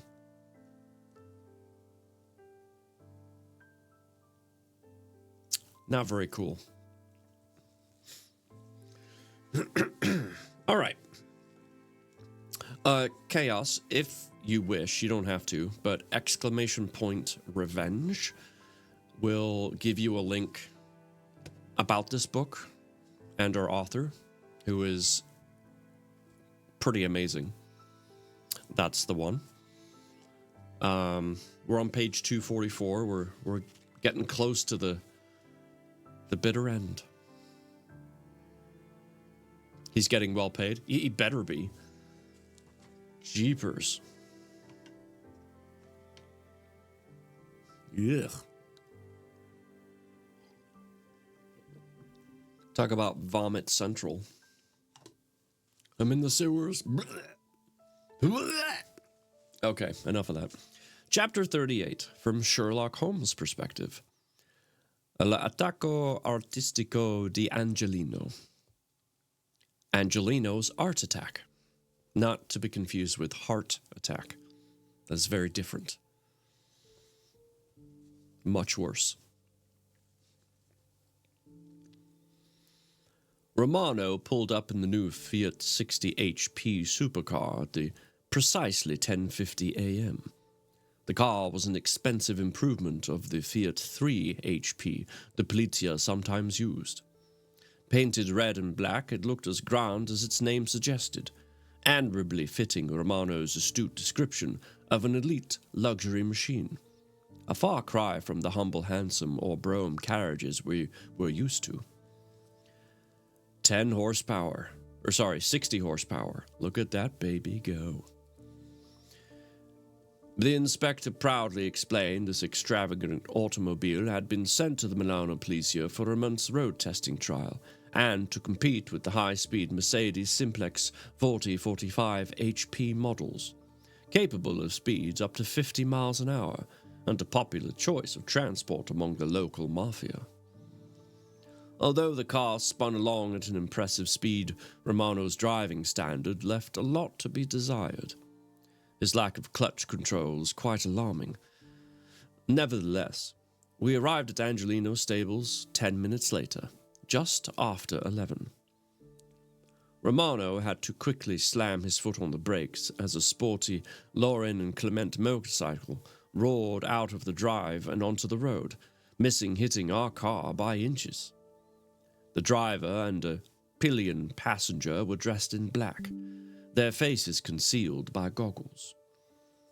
We watched them for a moment until the motorcycle and its passenger disappeared from view, heading south into the distance. Stop Mama's mama, you won. Rexter, what's up, man? How you doing? Hey. How's you?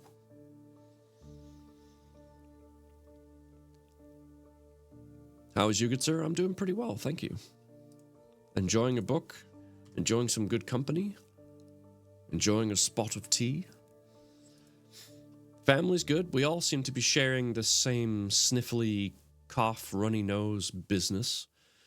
But, yeah, other than that, doing grand.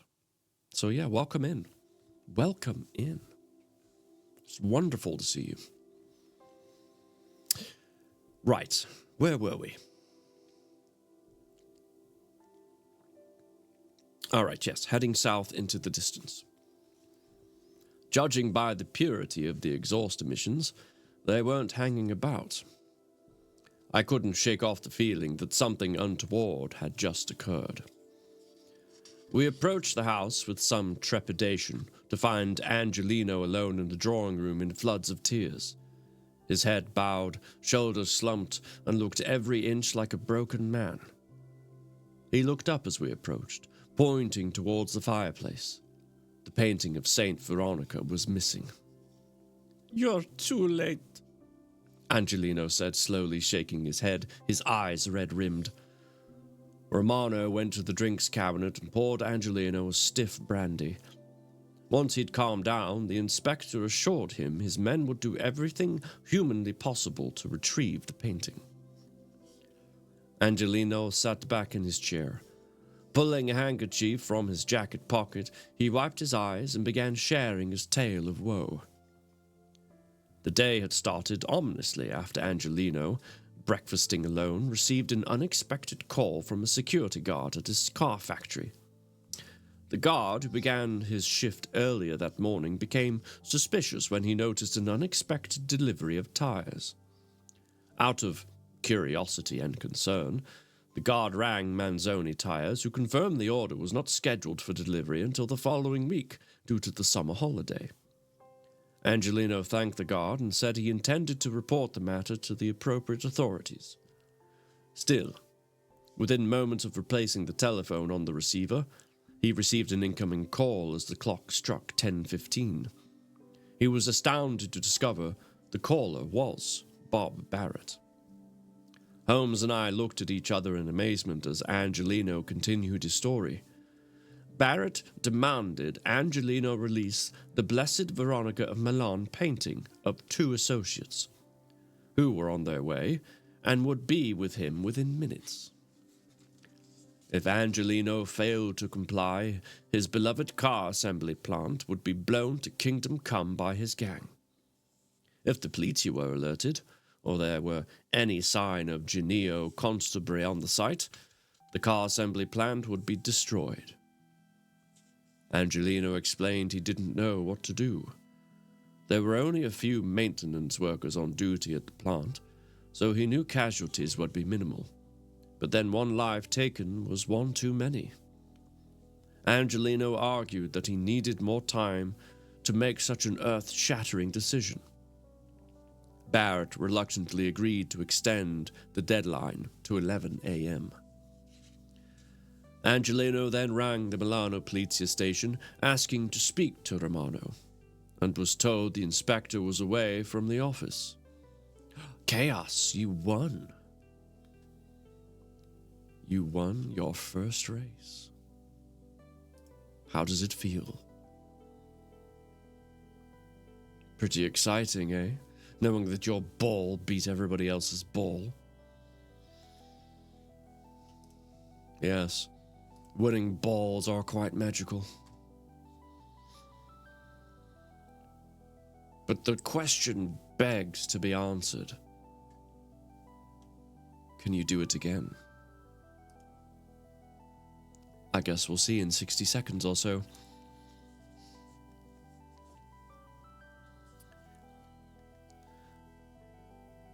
Still, the duty sergeant would pass on the message upon his return. Having no clue we were on our way to see him, Angelino explained what had happened.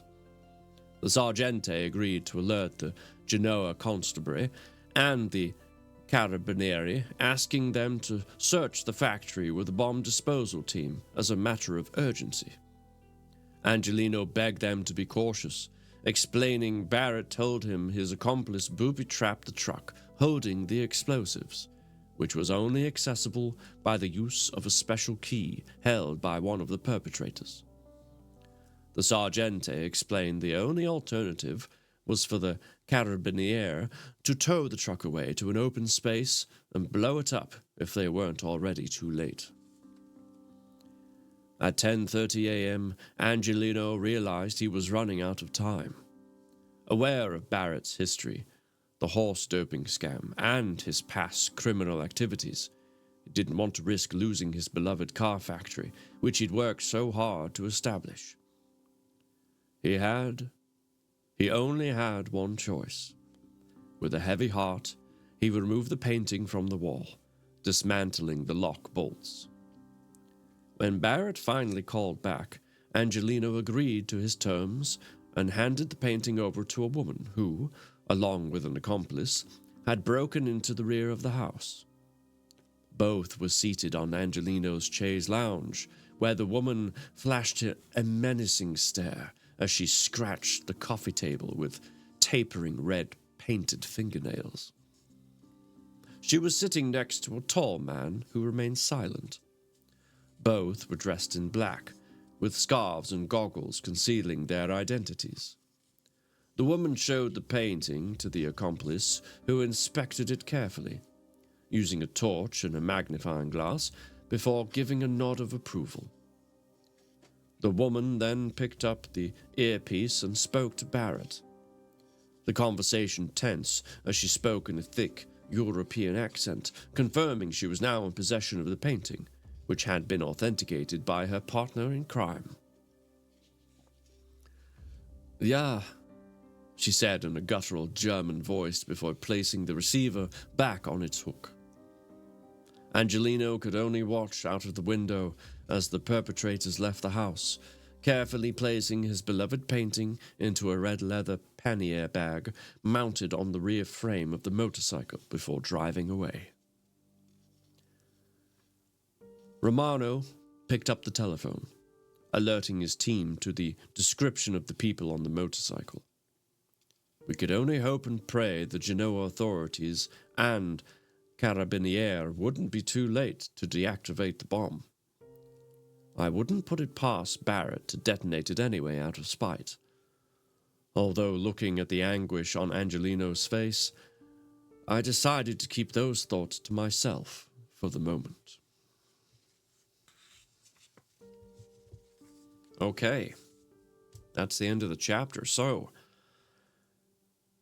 Angelino's painting has been stolen. Under, or given under duress. Like, I'm not really sure how you would say that. Either way, it's not his anymore. He does not own it. But I could have swore that, I could have swore Sherlock had done something about it, but maybe I could be misremembering, quite easily misremembering.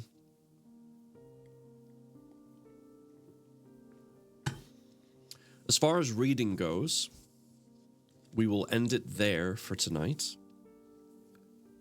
Chapters 34 through 38, not bad. We have what? Let's see. I always forget how many pages the book is, or the story is, I should say. If we don't include the epilogue, it goes to page 311. And we're gonna be starting page 248, so what's that, 63 pages? It's not a lot.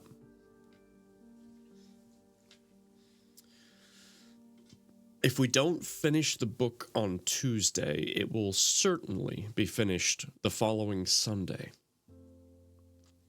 But while this race and the final race is happening, I want to quickly introduce you to Book Next.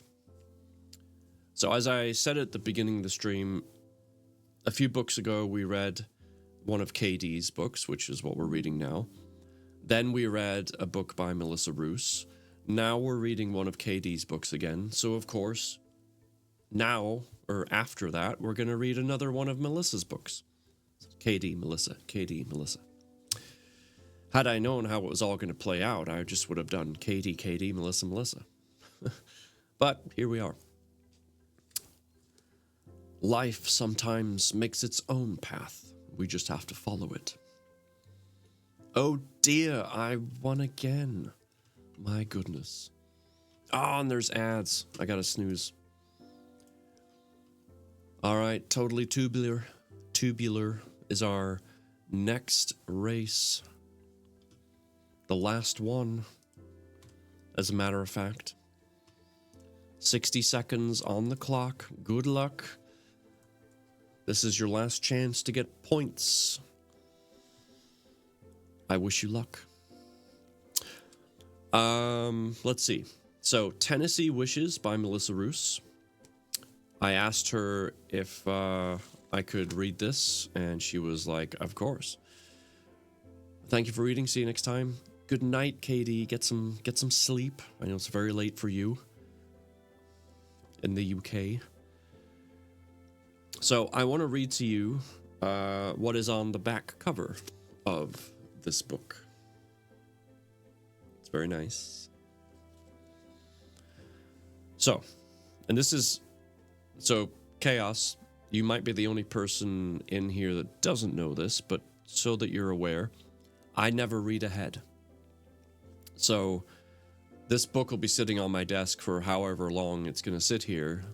The only thing I will read is the back cover, because that's what you could read. The only time I will even like truly open and crease the pages is the first stream that we start reading it. So I never know what it's going to say. I never know what's going to happen in a story. I make up character accents and voices on the spot, and I hope it works out. So yeah. So we're going to read the back cover, and that's all you and I will know for now. Here we go. Ava Morgan arrives in Nashville, a city transformed by music and gripped by rising crime. A serial killer on the loose. All she has to her name is a dream and an unshakable determination to make it in country music. With a rough plan in mind, Ava has a place to stay and takes a job waiting tables at a local up-and-coming bar, hoping for a chance to perform on their stage. Then she meets Owen Lane, a rising country star battling his own demons in the cutthroat music scene. Their connection is instantaneous and undeniable, but Owen's past has left him wary of love. When Ava suddenly stops communicating, Owen is left questioning if what they shared was real or just a fleeting moment. Meanwhile, the city is haunted by the killer's trail. Is Ava just avoiding Owen? Or has she unknowingly become the killer's next target? Tennessee Wishes.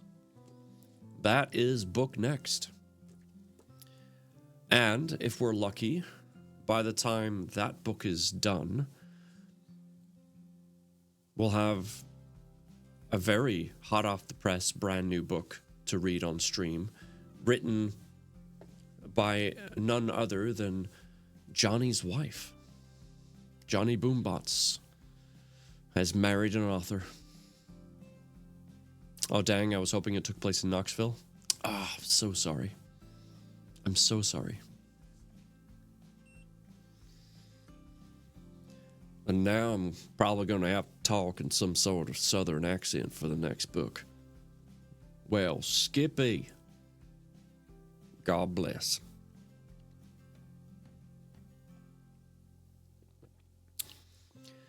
The current book we're reading, which is a Sherlock Holmes-inspired tale written by Katie, she's won a bunch of awards for her stuff. Bless your heart. My goodness. Child, I tell you what. She's... All the southern people right now are like, oh my God. She's won a bunch of awards for her work. And she basically writes stories that kind of intertwine with the other popular known Sherlock Holmes stories, like this one with the antagonist of Jack Stapleton. Stapleton was the main person in The Hound of Bakersville, or Bakerville. And so this is like a what happened afterwards kind of thing. So it's really cool. It's really cool. Fubar, thank you for the lurk. Appreciate it. Have Stop Mama help you. Bless, if she could read, I would. But you know she can't read the side of a cereal box. It's unfortunate, but it's true. Bless your heart. Aren't you just precious?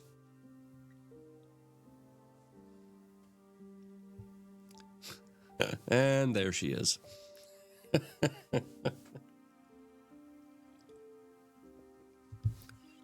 You've been listening? Why, thank you. Thank you very much.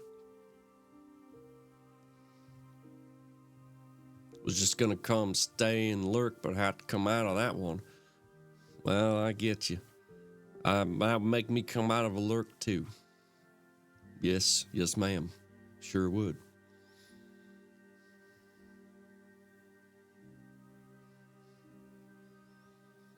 Wouldn't put it past you, though, to sneak out after stream and go find yourself a cereal box just to see if you can read it though.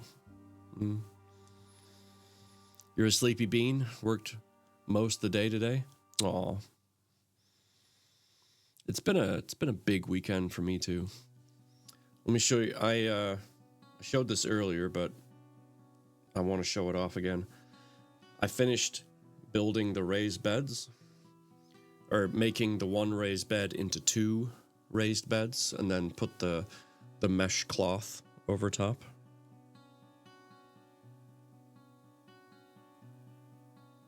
So there you go.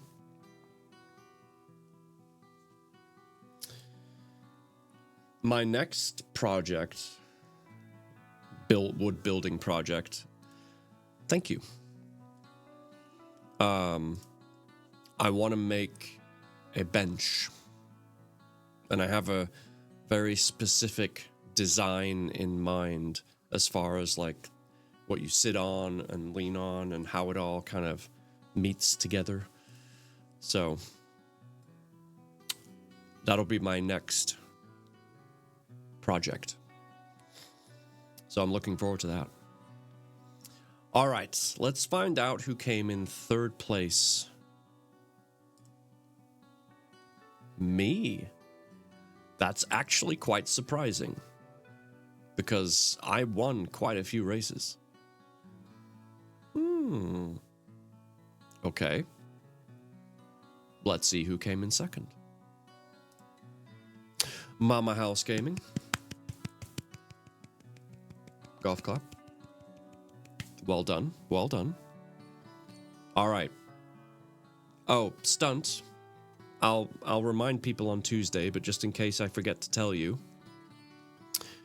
my stream on Thursday will be a bit delayed. I won't start until around 6:30 or so my time instead of 5. I have a user test that starts when I would normally start stream, and it's 90 minutes, which is great for me because it's $1 a minute, but it means I have to push stream back. So I still want to do The Hunt Begins. I just have to start it a little later. So just so you know. All right, so Mama House Gaming came in 2nd. Well done. Let's see who took 1st place. Stump Mama's Mama.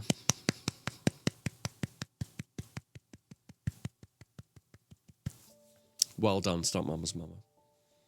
I'll be late anyway because my kiddo has a game at 5:30. Yeah. So we're both going to be late. Excellent. But I'm not playing that game without friends, because it's a game you play with friends. See what I'm saying? So I'll put the word out, but I'll see if gaming wants to come in. I know Super can, because now he's working. But yeah. Anyway, good job, everybody. Well done. There'll be more puzzling, which Zarias has abandoned, and whatnot. Marble races, reading on Tuesday, 6 Central, just like always. But for now, that wraps up our evening. It's time to go find someone to raid.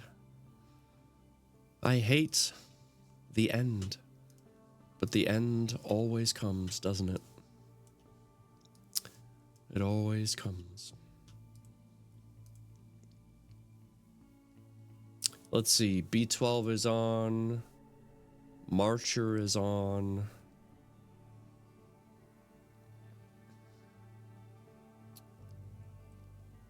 Yeah, let's go see B12. She's playing The Legend of Zelda, Breath of the Wild. Ooh, B12. Wow. Okay. I'm gonna tell her you said that. Like Stump Mama said, ew.